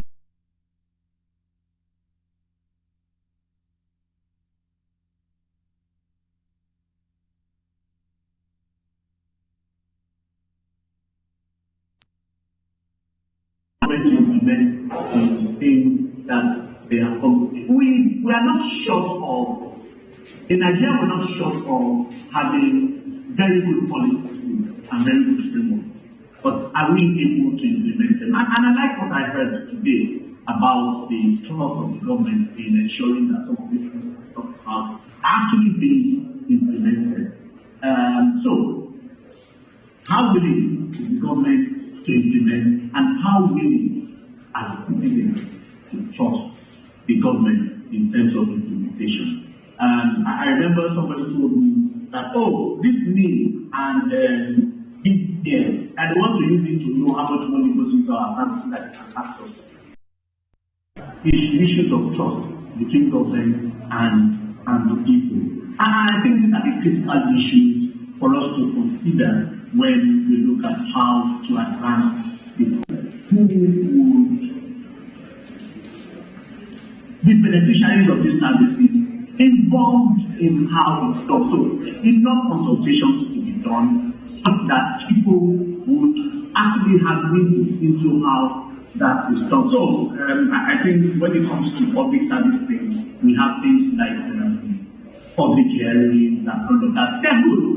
But how many of such have we held, and how many suggestions from people have we taken? So those are some of the things that will be necessary when going forward and bring about solutions to issues such that those things can become products that the industry can take into the market and use as services for people. So, do we have such collaborations? Once we look at what the government is trying to do, industry sees an opportunity here and then empowers the academia to come up with the framework, the concepts that these things could be done. And I think managing that stakeholder, the network of that stakeholder is very, very, very important. So I'm going to stop here and I'll throw it over to Ben to drive the discussions. Thank you so much for the audience, and thank you very much for giving me the opportunity. How one helps us recognize some of the unserved markets that exist around us, right? Or the non-consumption markets, if you wish, the gaps between what we really need and what is available, right? And what it takes to create the shift to the kind of society where our needs are available. That's how I view digital transformation. And everything we've heard from it's what locates in between. But what do we need to do to recognize those gaps? Whether it's in marine transportation that Lagos seems to desperately need, or the provision of government services in a way that is convenient for everybody. And so trust, which is a key component of our discussion today, sits right there, around enabling the change in culture. Yeah. So I want to go straight to our panelists in your reaction to the paper. I want to call on Dr. Amina, who is from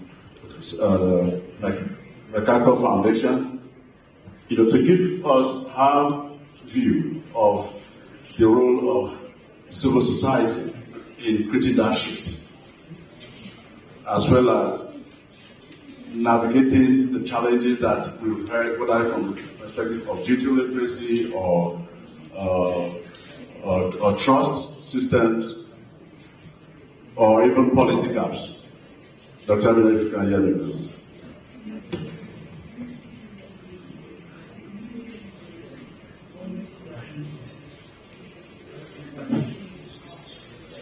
I would like to assume you can. I see you nodding.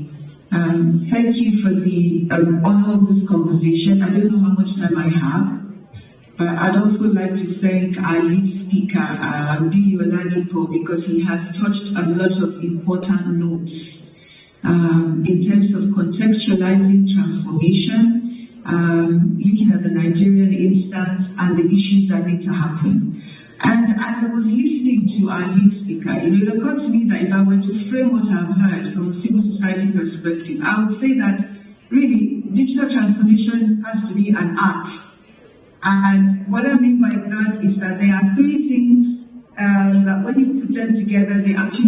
and art that we need to put in, consider. And these are important to understand the way in which communities operate and to make sure that there's access to opportunities. And the first thing that transformation has to address is the issue of access.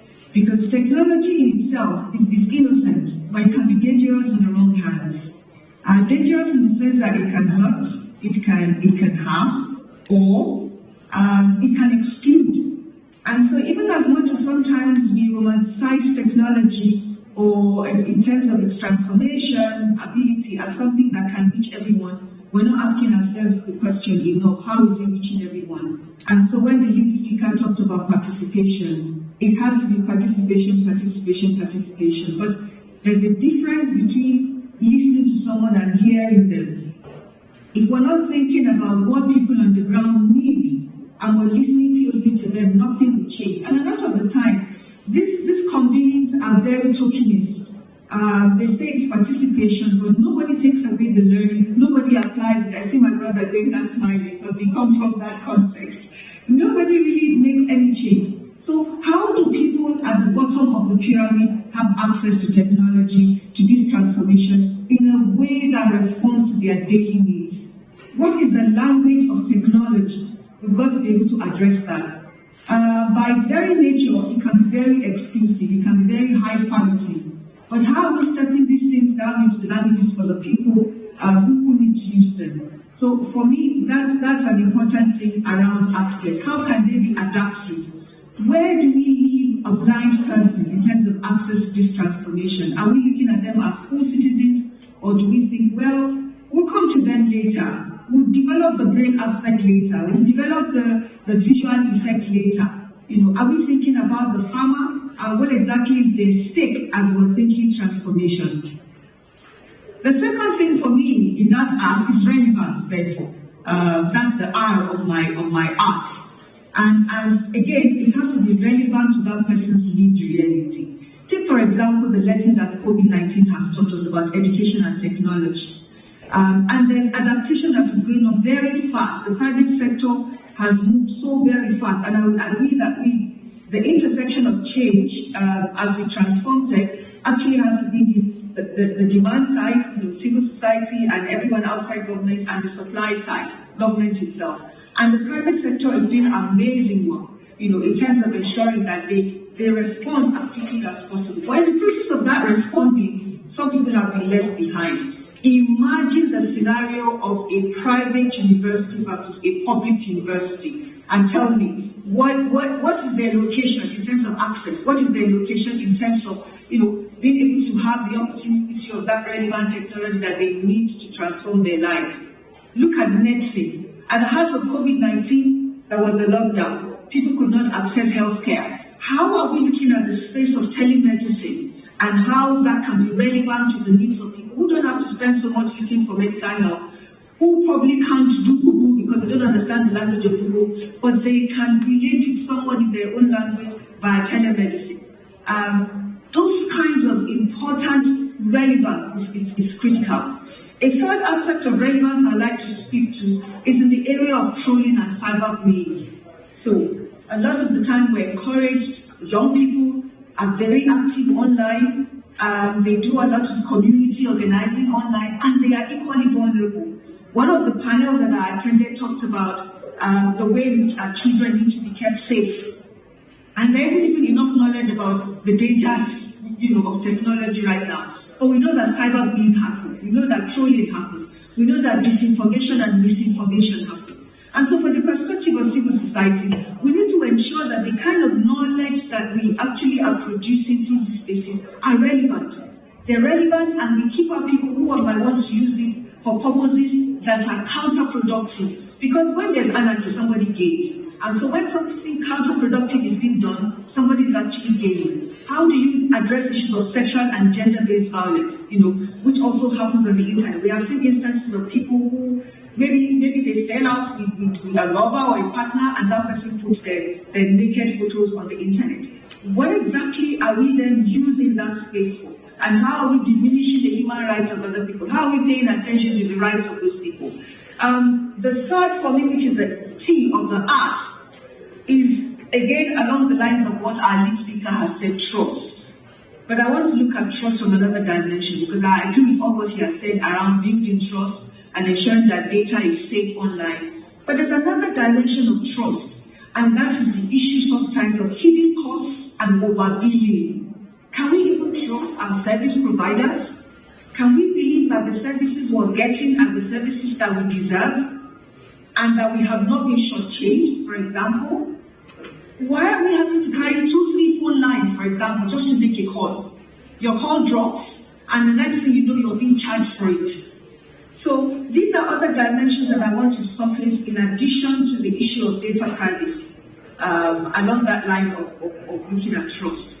What will I say in terms of solution? Because as our lead speaker had challenged us to say, look, let us also think about solutions. I think one thing to address in terms of solution is to look at tech as it is transforming at the intersectionality of behavioral change. And what do I mean by all that grammar? Technology by itself does not matter.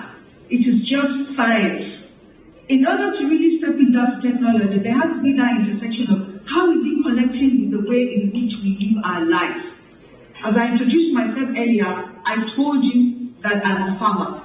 If I have technology that helps me to identify early warning signs around climate change, if I have access to drones that would help me spray my insecticide, my pesticide, or my fertilizer, those kinds of things will make me understand the value of how technology can transform. And I don't have to have been to a school, because I can learn these things. It is already my lived reality. If I understand how to better connect my market to spaces that are outside my space to prevent post-harvest waste, then I can begin to see that intersection of behavioral change, because my interest is in what will change my life versus technology. The second dimension is the ease of use. If it is not easy to use, behavioral science tells us that as human beings, we respond to things that are, they are easy, they are attractive, they are social, and they respond to the way in which we use time.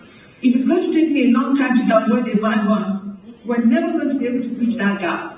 So tech itself to transform, we have to bring in behavioral science. Do our policymakers, do our developers understand behavioral science? And I'm glad that Dave is on the line. I'm sure they'll be talking about Flutterwave and all of the, financial inclusion and how people have so adapted to it, because it is easy, it is attractive, it is social, it is time-bound, it makes your life easier. So these things are going to be very important. The second suggestion I would like to put on the table is, because we have our government players in the room, is that government needs to pay less attention to a need to regulate it and rather focus on regularization. And what do I mean? Look at the Twitter ban. I'll leave it at that. If we get the sense that government wants to use tech transformation to punish citizens, people will take it out of government's hands anyway. And believe me, it has already left government's hands. And I'm talking as me as Amina Saliu, as a civil society actor. I'm not speaking for anyone.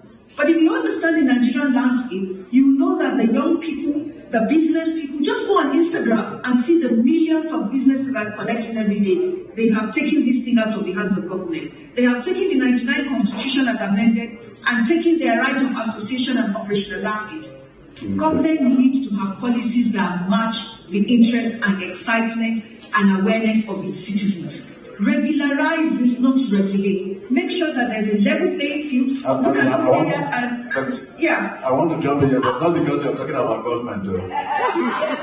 Okay, jump in, but I have to continue my thought, but you can jump in.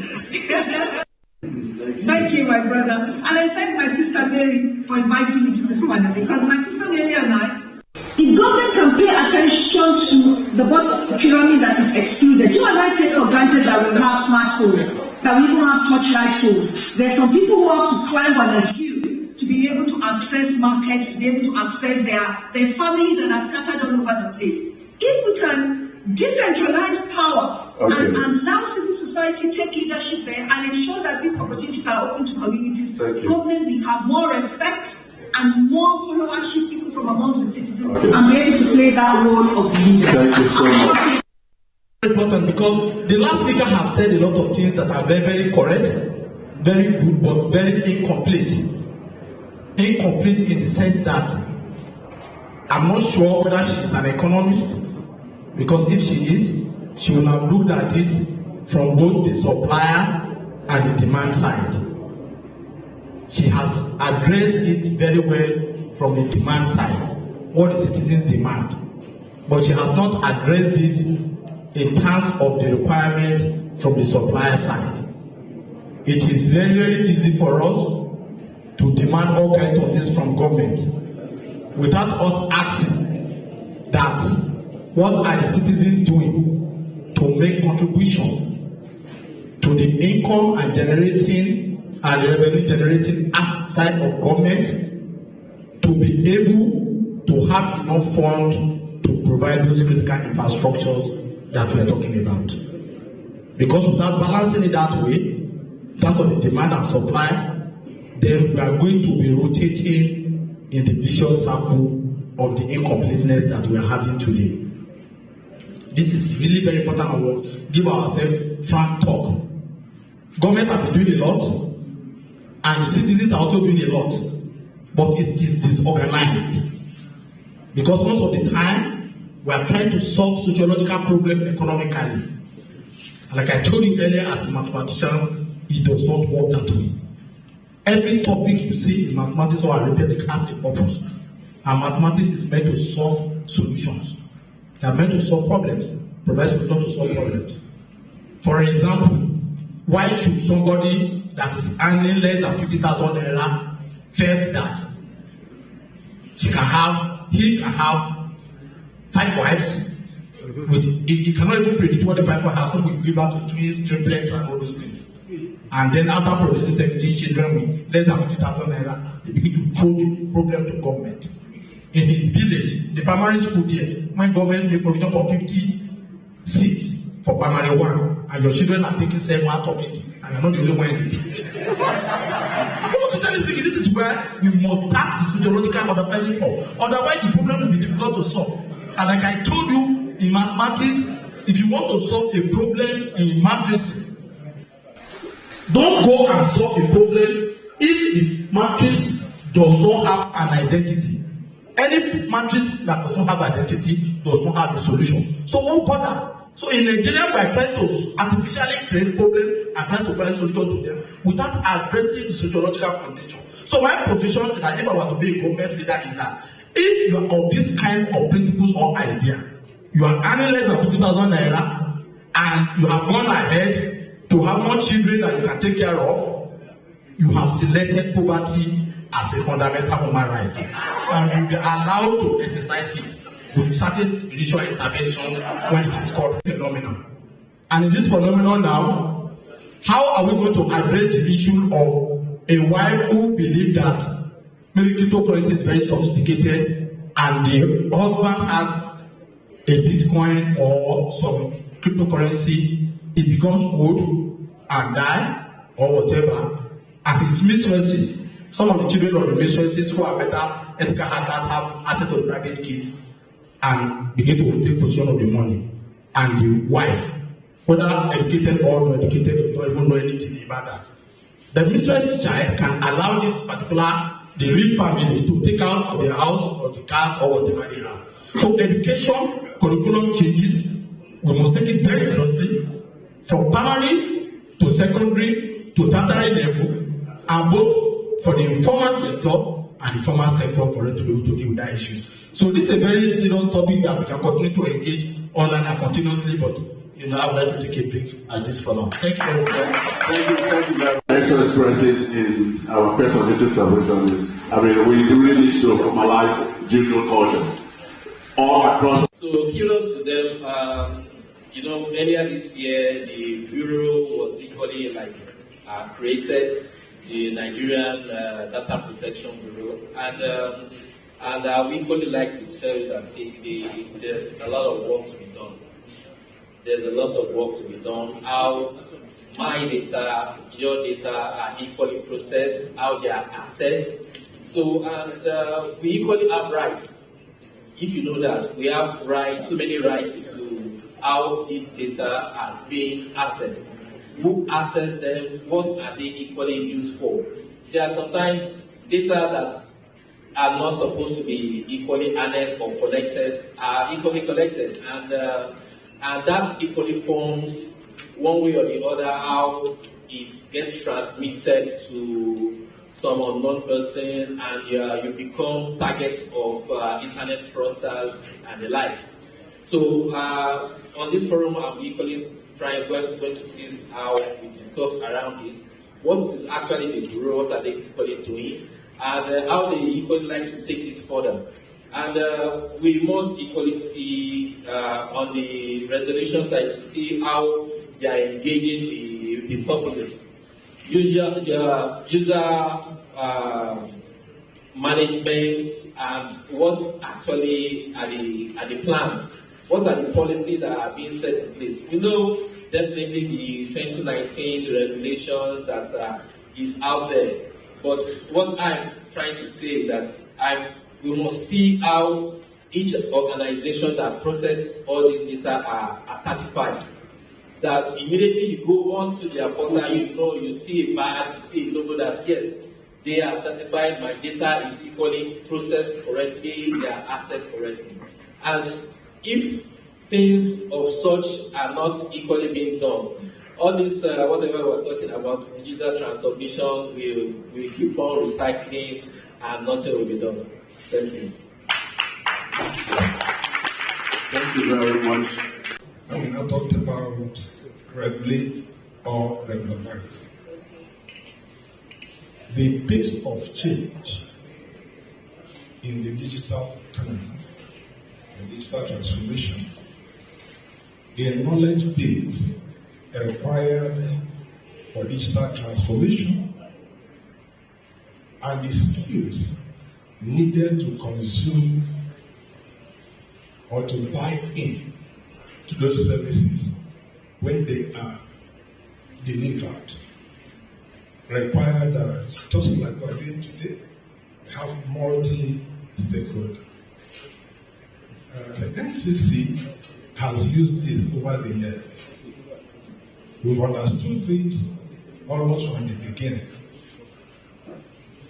Now what we are doing is harnessing what is available.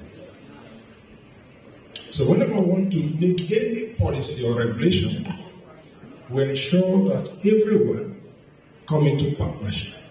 So collaboration is needed for them to be success in the digital economy. Why is it necessary to collaborate? One, like the permanent secretary said this morning, if you want to go far, then go in a group. If you want to be fast, go as a single person. Why then do we need all the people to be in here while discussing things that will affect them, that they will need to buy in, and they will need to be able to use? Because we have different expertise in the different sectors that are involved. It's no longer telecommunication or ICT. It's now banking. It's now commerce. It's education. So the ICT is just an enabler. So if you have to address the concerns of people in the transport with respect to digital transformation, then you need to bring in the people in the transport, and you don't then, as a regulator, just sit down and just put across what you want them to consume. No, they will tell you what they want to consume and how they want to consume it, and it is yours to develop it for them. Development is driven this day by innovators and entrepreneurs. So when you are doing things like this, you make sure that those innovators and entrepreneurs are carried along. They are there to tell you what you need to provision for and what you don't need to provision for. So, consultation, partnership. Because of that, the NCC partners with different sectors. We partner with the CBN, in the area of financial inclusion. We have partnered also with NUC. A talk is going. I understand that some of my colleagues work with the NUC at a point talk about this curriculum. What we are doing in addition to that is to develop the skill sets that are needed in our consumers to be able to consume the products that are developed by the entrepreneurs and the innovators. So I came to the fact that, like the NDEPs, we have one of the pillars is developmental regulation. So what Amina is saying is very relevant in this case. You don't, as a regulator, because you want to showcase that you are the regulator, you give people what they don't want. No. You need to be able to first of all monitor, do we regulate at this point, or do we give the market time to grow? So that is a decision that the regulator has to do. And as informed regulator like we choose to let the industry self-regulate at some point because if you don't do that, what will happen is that you will stifle growth and innovation that is needed for the sector development. Thank you. Thank you very much. Mr. Perfect Gentleman. Thank you. Well, I will just look back to Benga. Benga, you have 5 minutes to talk about the UN report and as well as react to the lead paper. Then we'll come back and take a few contributions from the audience. Benga, please.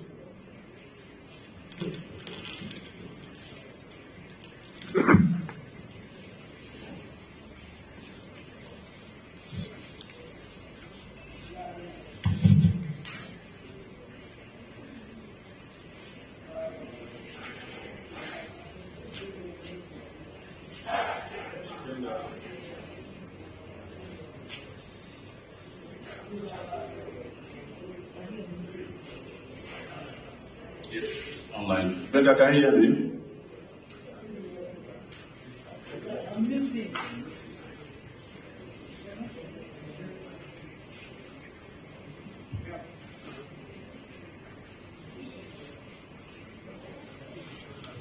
I can't see you again. What? Okay, she's here. Okay, let her come up. He's on actually, but he doesn't have audio. Okay. He's trying to rejoin. If you can give him a few seconds, I'm sure he'll unmute. Okay. He's back now. Benga is back. Okay, all right. Benga, how much are you, please? Yeah. Benga, you have 5 minutes.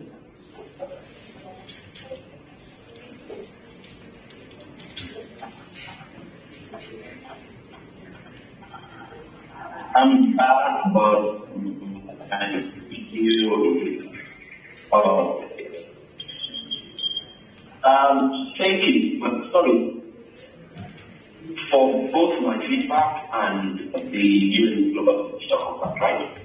Yes.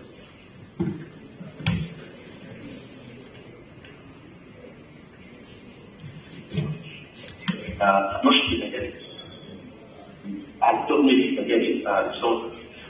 Okay, all right. Yes, thank you you. can, my brother, but you turned off the video. Okay, thanks for doing the groundwork, and I'm glad that other panelists are speaking to this. Very quickly, I think there are 3 different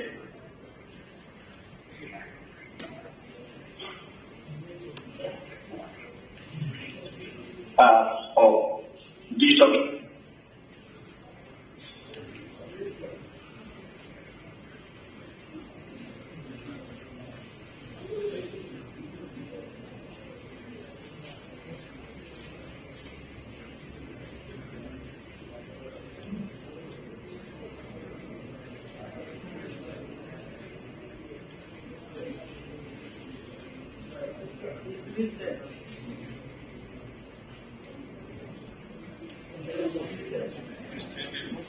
He's not from here, right?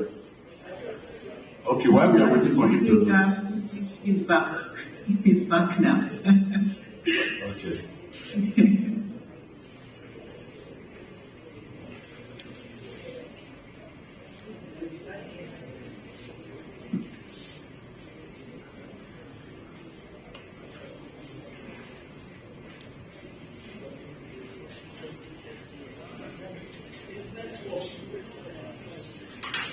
Network. Is it his own network? Okay, can we have, while he's trying to get it back, can we have, one or two contributions from the audience? Anyone who wants to speak to the topic or the issues that have been raised by the panelists?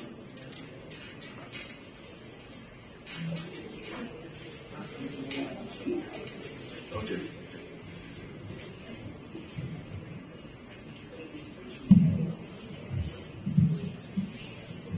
Nobody wants to. Means that these students understood everything, or agreed with everything. What about online? Is there somebody, please, if you have a comment or question, could you just indicate so that it can be unmuted?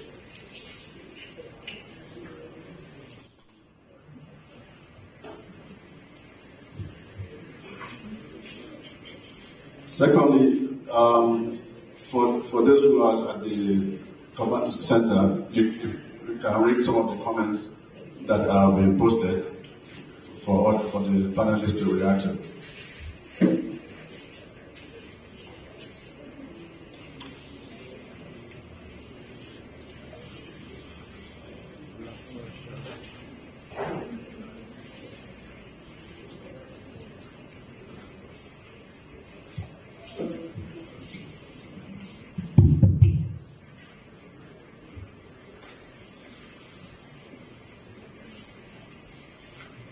Yeah, let me bring it on. Oh.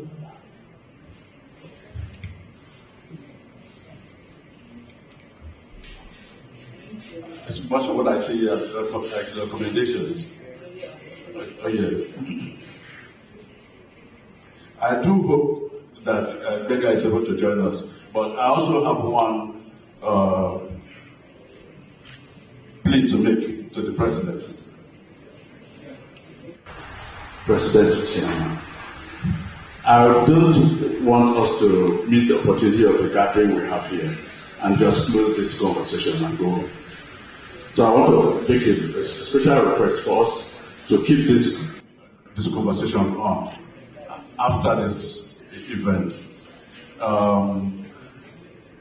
panelists, for the panelists, I want us to dig deeper and identify one or two areas in the Nigerian economy that these discussions can apply, whether it's in education or any other space, so that when we come back in 2023, we will be looking at the use case that may have evolved as a result of this conversation. We should be able to look at, we have statistics on the market size that this change or transformation could result in, right? And I'll go forward from there. So, do we have that permission, sir? Thank you. My colleagues who are virtual, thank you very much. I hope you got the presidential approval. It should be a great honor to work with all of you. It was very pleasant. Thank you very much. Thank you. And may I now pass the mic to my colleagues here? 1 minute of. Thank you, sir.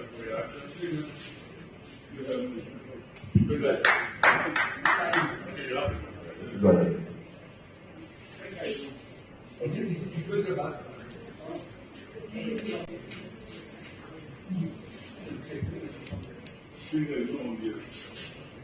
So go ahead. Okay, please. Please go ahead. Yes. give a summary. Yes. Closing remarks.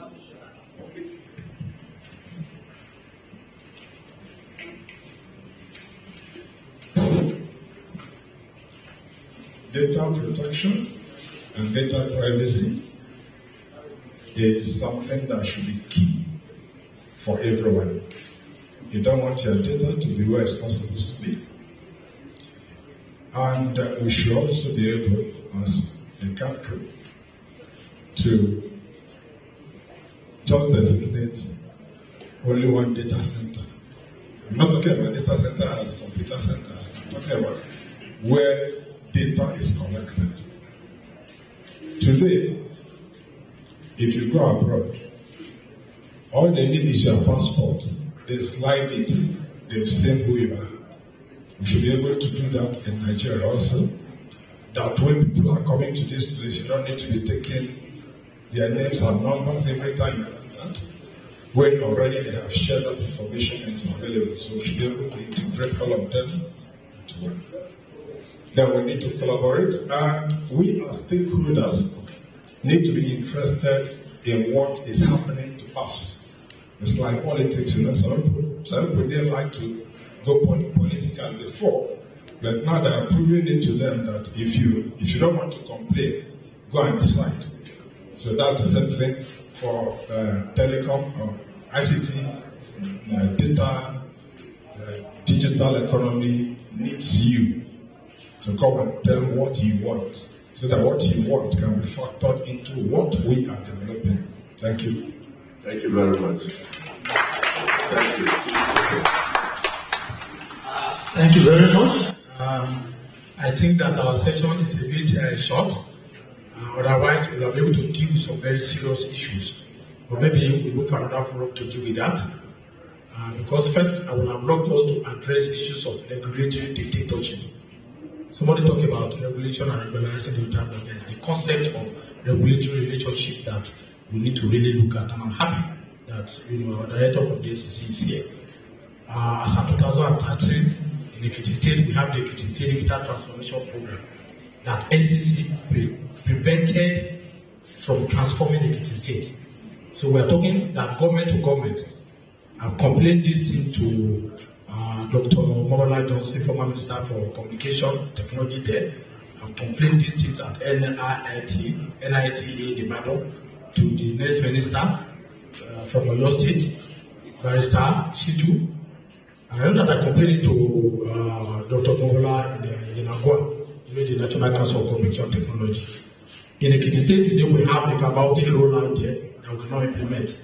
Then, the late Dr. Joel was the executive vice chairman of NCC, stated that they cannot permit it, and he has an Infraco project to work on. Up till now, I've not seen Infraco projects taken up in Ekiti State. So we can see that those within government, federal government and state government, we have self-annihilating policy. Because I was a member of the Presidential Committee on Broadband Rollout in Nigeria. Belga Jason was there, he knows a lot of things we did. But how can we have laid fiber in Ekiti State? We're doing safe safety program from 5G. You can monitor the whole thing happening in Ekiti State there. But NCC prevented it. Dr. Fayemi, in his first time, went to meet Dr. Duwan and did a lot of persuasion, but he refused. So that is regulatory dictatorship.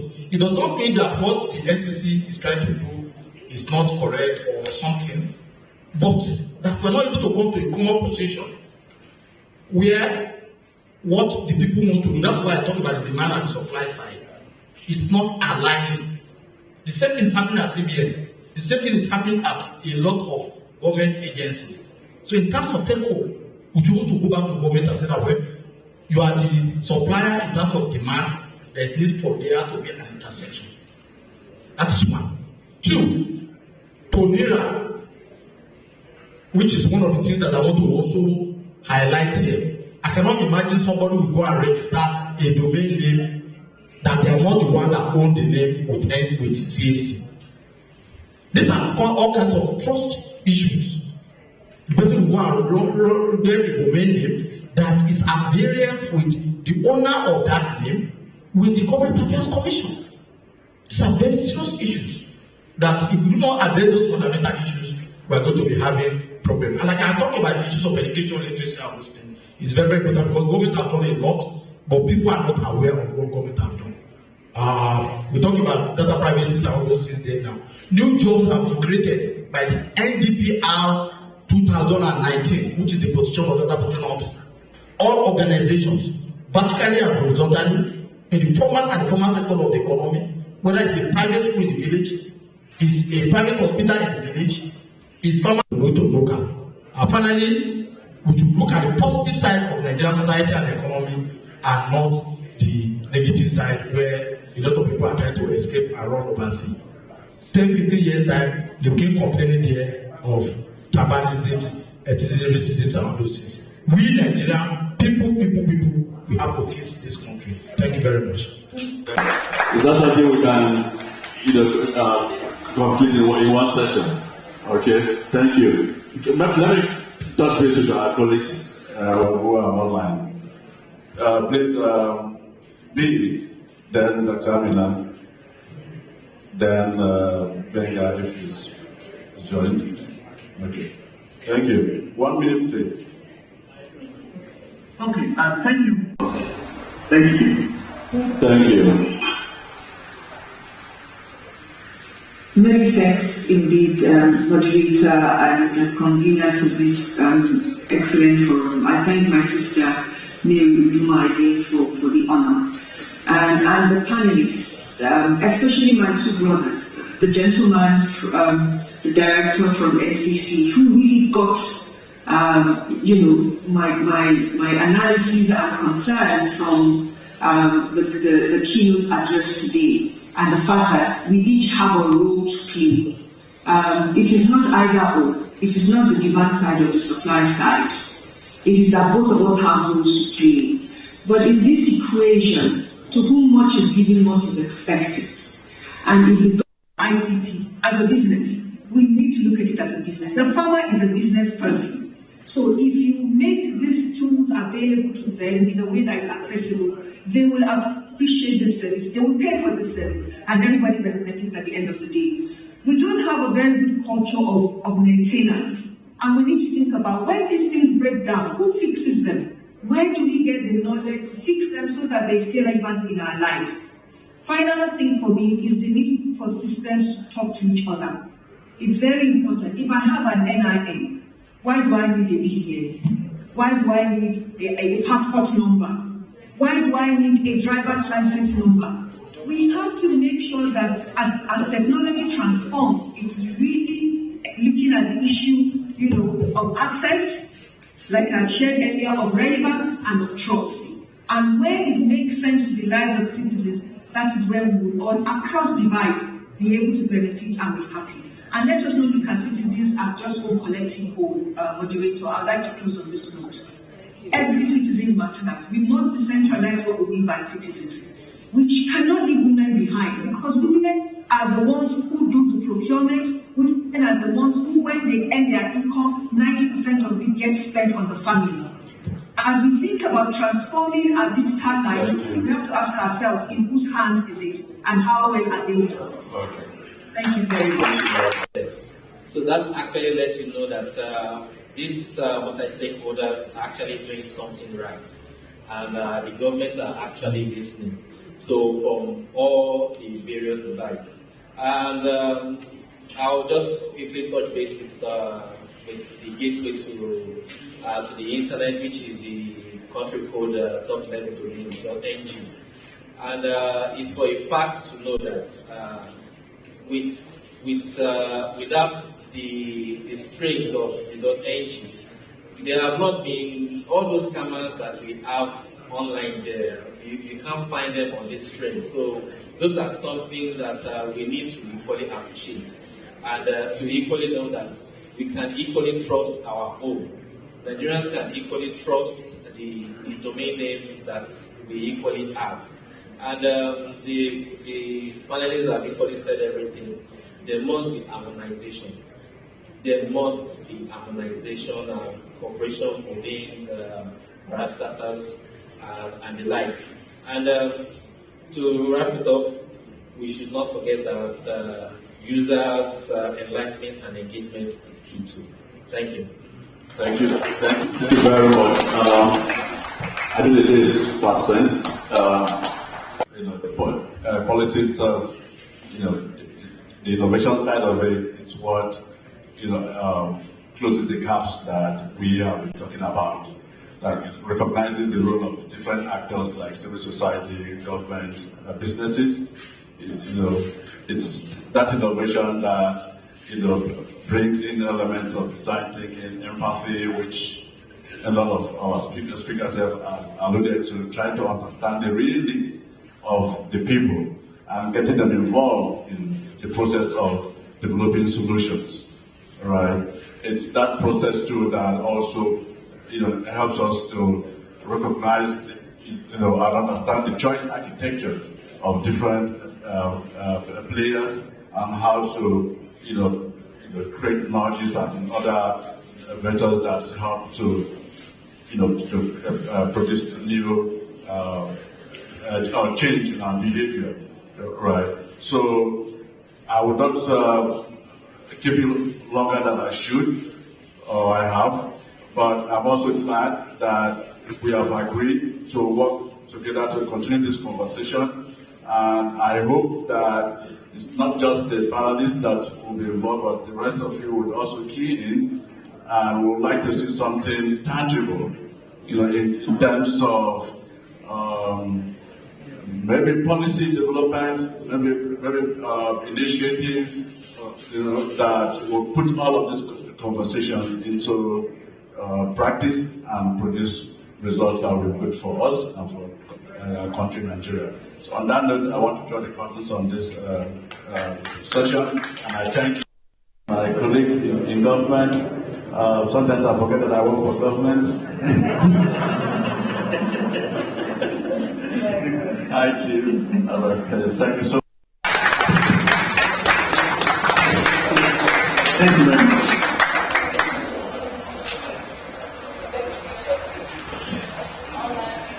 Okay, please,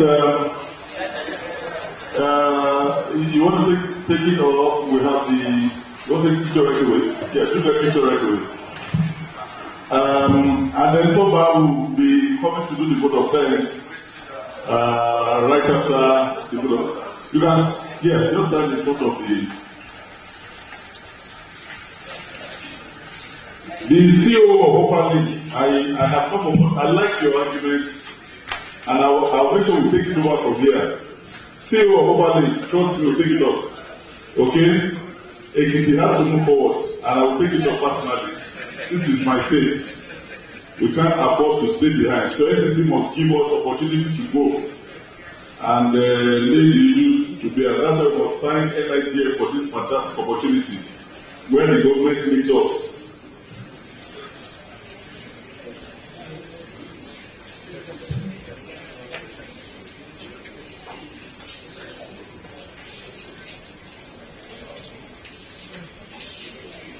So, Mr. Akisoya, is that it? That's it. Yes, the upper link guy. You are? Okay. God bless. Make sure I get your card. Alright, so, Shakespeare said there's a time in the affairs of men who take now the floor in this of fortune, omitted all the bodies of their lives.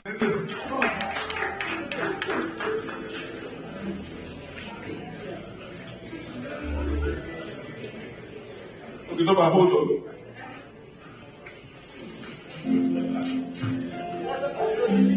Michel Paul, report of sessions. Michel Paul is chairperson United Nations Internet Governance Forum of Multi-Stakeholder Advisory Group. He's going to give us a report for 5 minutes. He's online, I guess. Is he online? Michel Paul is not online.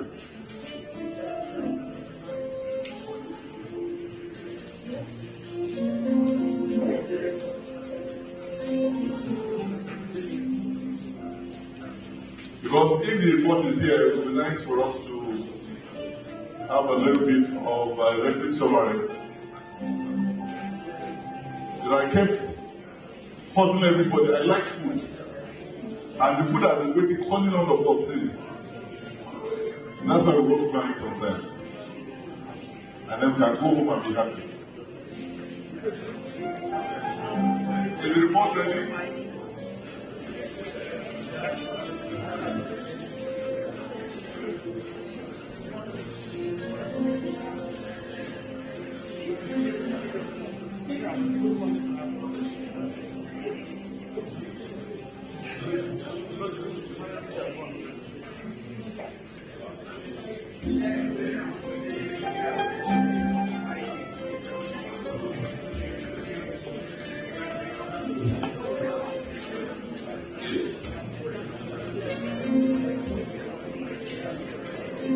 Okay.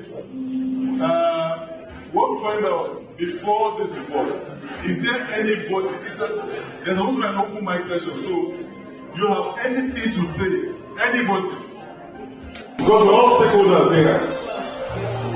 Everybody here uses data. Man, you have something to say. Okay, let's give Madame a round of applause.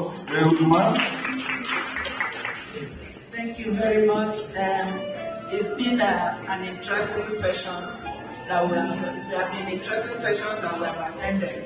And one thing I want to challenge us is that we should not only look at the negative side when it comes to data, privacy, and cyber security. There are the positive side. What are the positive side? The saying goes that necessity is the mother of invention, and people have invented and have come up with innovation. And then there's job in cybersecurity. There are a lot of jobs in cybersecurity. I want to challenge, especially young people online, that cybersecurity certification helps to give you food on the table and also to curb the excesses of those that are anti-innovation. So we should also think about the positive side of the cybersecurity and the positive side of the data and privacy. I also want to say that what we say the conversation should not end is that online we can continue the conversation. Offline we can continue the conversation. When you get also give us platform, online discussion platform. As long as I think we have our email addresses. There's a community forum in Nigeria, so the conversation can continue there. And I think there was somebody that is here to represent Benga. I suppose they should talk to us about the digital compact and the program that is coming up in 2023 that the United Nations has put in place as an initiative. If the person is not here, well, I think we can post the program, the information on our website. And there's somebody from Ministry of Communication that wanted to say something. Are you still here? To make, yes, so that we... Good afternoon, everyone. My name is Adejuma Abibtunde, Ministry of Communication and Digital Economy, Abuja. I want to start on the existing protocol as well. I just want to add summarily on the general level. We've talked about cybersecurity, we've talked about being aware, we've talked about trust. Individually, in our homes, as parents, we just need to be cautious of what we do on the internet. The internet is a global space. You don't click on every link. You need to be alert. You need to be suspicious. There are internet fraudsters everywhere. Whether here, Cyprus, America, everywhere, there are internet fraudsters. No matter the level of advocacy or whatever policies government has put in place, whatever they might enact as laws, we as individuals need to be very careful of what we do in the internet. It's not every site you visit. Some sites are to spy on your activities online or on your laptop. Whatever you do, there are people that are so good that they create spywares, and then whatever key you strike on your, whatever, every stroke on your keyboard, they're keeping track of it. So we need to be conscious of all these things. You don't just visit every site, you don't just click on every link. Fraudsters are everywhere. That's what I want to add. Thank you very much. The final summary, I was just going to say, just like Madam said, that there are a lot of certifications up and down. I would like to advise every one of us, any one of us, just go there. You know, my son finished law, Ife. He was supposed to go to the law school, that's my second child. And when this thing was going on, he just started, you know, doing this digital good guys. And he's having 2 jobs and he's getting a lot of certification. For the past 7 months in the home, he's getting certifications on certifications. And I asked myself, what have I been doing? I was just sitting down there and complaining about the Buhari. So I want to go start my own certification to let every one of us do. And like the gentleman from the ministry said, we all need to protect ourselves. You know, especially when there is a freebie somewhere, be sure that long truth they give. So let's have our sister come and give us an executive summary of what we've had today. Let's give a round of applause.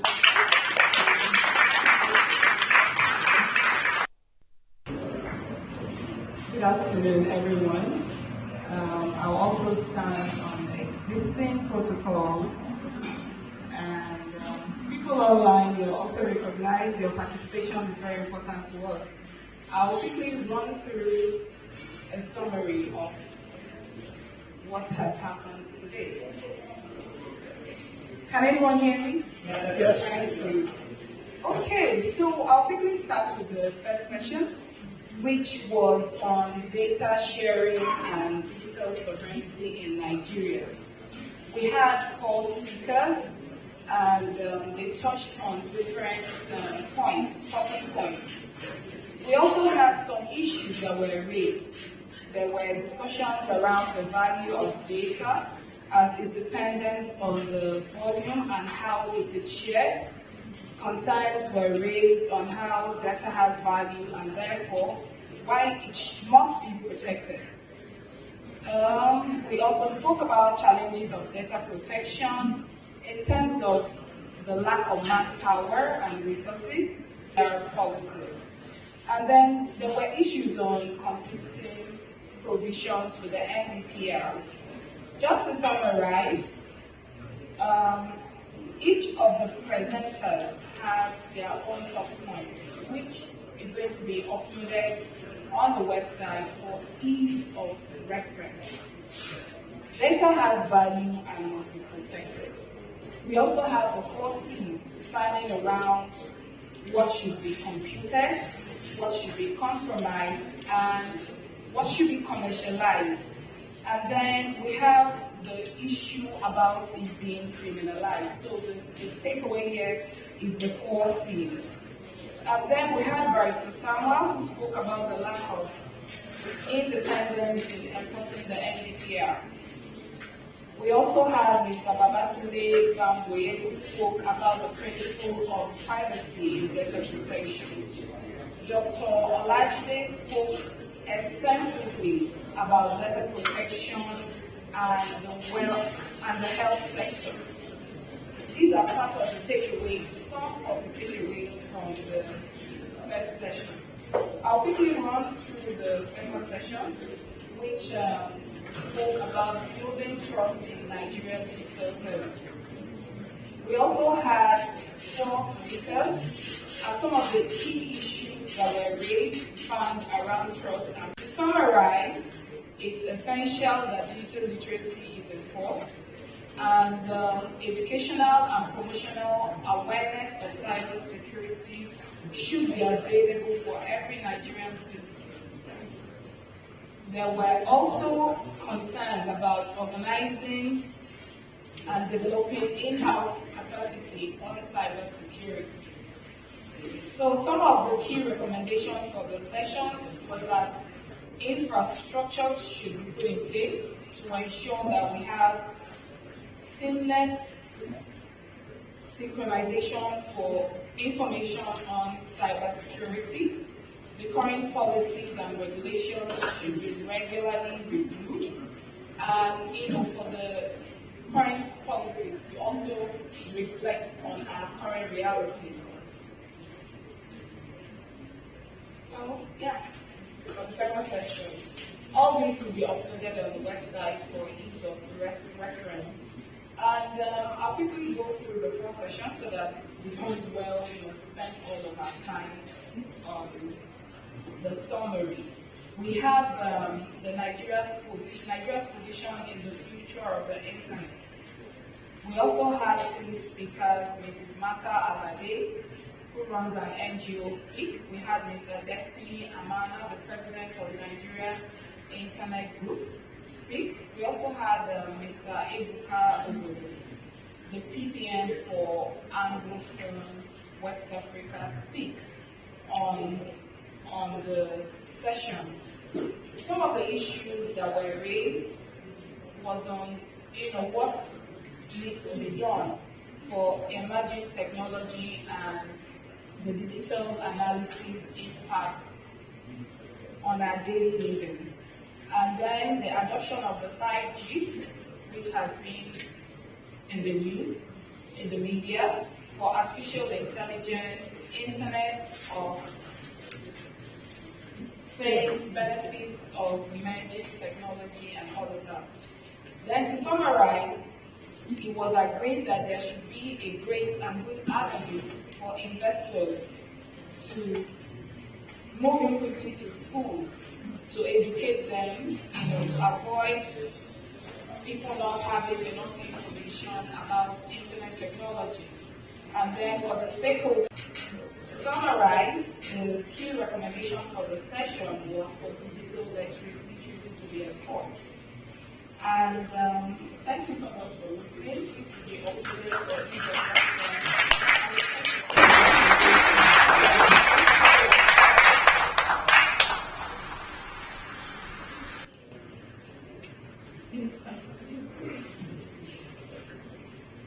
All right, let's appreciate Ms. Chioma KK. Mrs. Thank you. Okay, Mrs. In case you are believing God for her, she's off the market. Okay, so no one will be able to thank you as much as the gentleman I'm bringing up here. He's simply fantastic. Help me welcome the Vice President of NIRA and the CEO of Who Go Host, Who Go Talk, Who Go Do, Talk of Urban.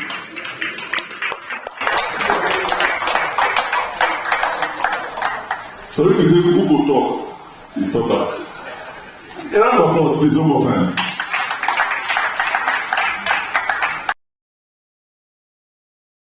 Good afternoon, distinguished ladies and gentlemen. On behalf of the chairperson of the Nigerian Internet Governance Forum, MAG, I would like to appreciate everyone for their participation and contributions to the discussion. The NIGF is a multi-stakeholder organization bringing us together from government, civil society, academia, and from varied walks of life to discuss on how we can improve the internet for all. And it's been an exciting and interesting day of deliberations. Even though the weather wasn't so great, I'm sure some of us faced quite a bit of traffic, but the fact that we came here and we've been seated for this long discussing and engaging together is very, very heartwarming. Now, the communique that has been developed from our engagement will be published on our website and will be also passed across to the relevant stakeholder groups. I would also like to apologize to participants for the adjustments that were made in the program. We made those adjustments because we realized that it would be better for us to complete and conclude the sessions as quickly as possible so that participants, especially those here physically, are not stuck in traffic. And I would like to apologize to our distinguished panelists and moderators who were impacted by these last minute changes. We do sincerely apologize. We were meant to get a goodwill message from Mr. Paul Michel, who is the chairperson of the UN Global IGF MAG. But unfortunately, due to the change in schedule, it's quite early his time, so he can't join us. But he sent his greetings, and he also would like to invite everyone here to the next Global IGF that's happening between the 28th of November and the 2nd of December this year at Addis Ababa, Ethiopia. Like has been mentioned earlier, Global IGF is coming to Africa, and it will be really great if we can be a part of the discussions at the global level as well.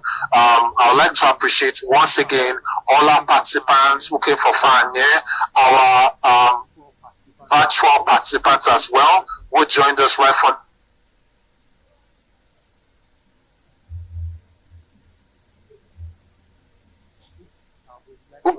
we'd like to appreciate you. We'd like to appreciate all our sponsors and all our MAG members.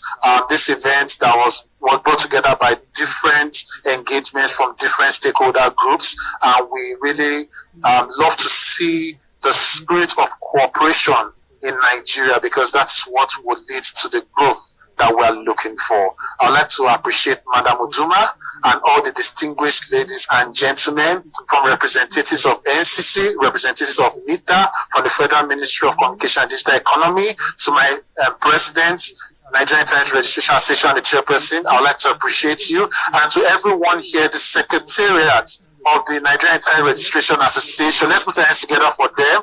They've done wonderfully well. To the secretariat of the Nigerian Internet Governance Forum, headed by Oshoke. Let's put our hands together for him and everyone, our technical crew, our vendors, everyone that made this event such a beautiful success. I'd like to say a big thank you. Thank you for all your hard work and for your support. And with that, I'd like to say thank you so much, everyone. And lunch is served, I guess, after the competitors went to eat. We have beautiful meals available for you as you quench your thirst and you digest all the discussions that we had today. Thank you once again, everybody. Bye-bye. Thank you. Thank you. Okay, so this is my time where I would pretend on the issues of food. But before then, they thanked all of us. But you see, the journey just began today. We must continue. Every opportunity this forum gives, take it. Addis Ababa, I hear that's the next place, right? Baba, when? 28th November. So 2nd of December. And I think anybody can apply. It's free. But, madam,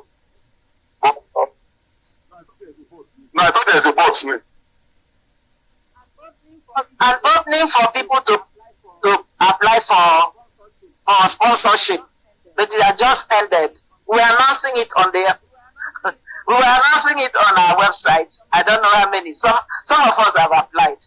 So please, for now, I think the only sponsorship I can think of is that will be coming from Benga session, but I think it's for the youth. So the youth will be. Please, if you have children between 18 and 30 years, they can apply.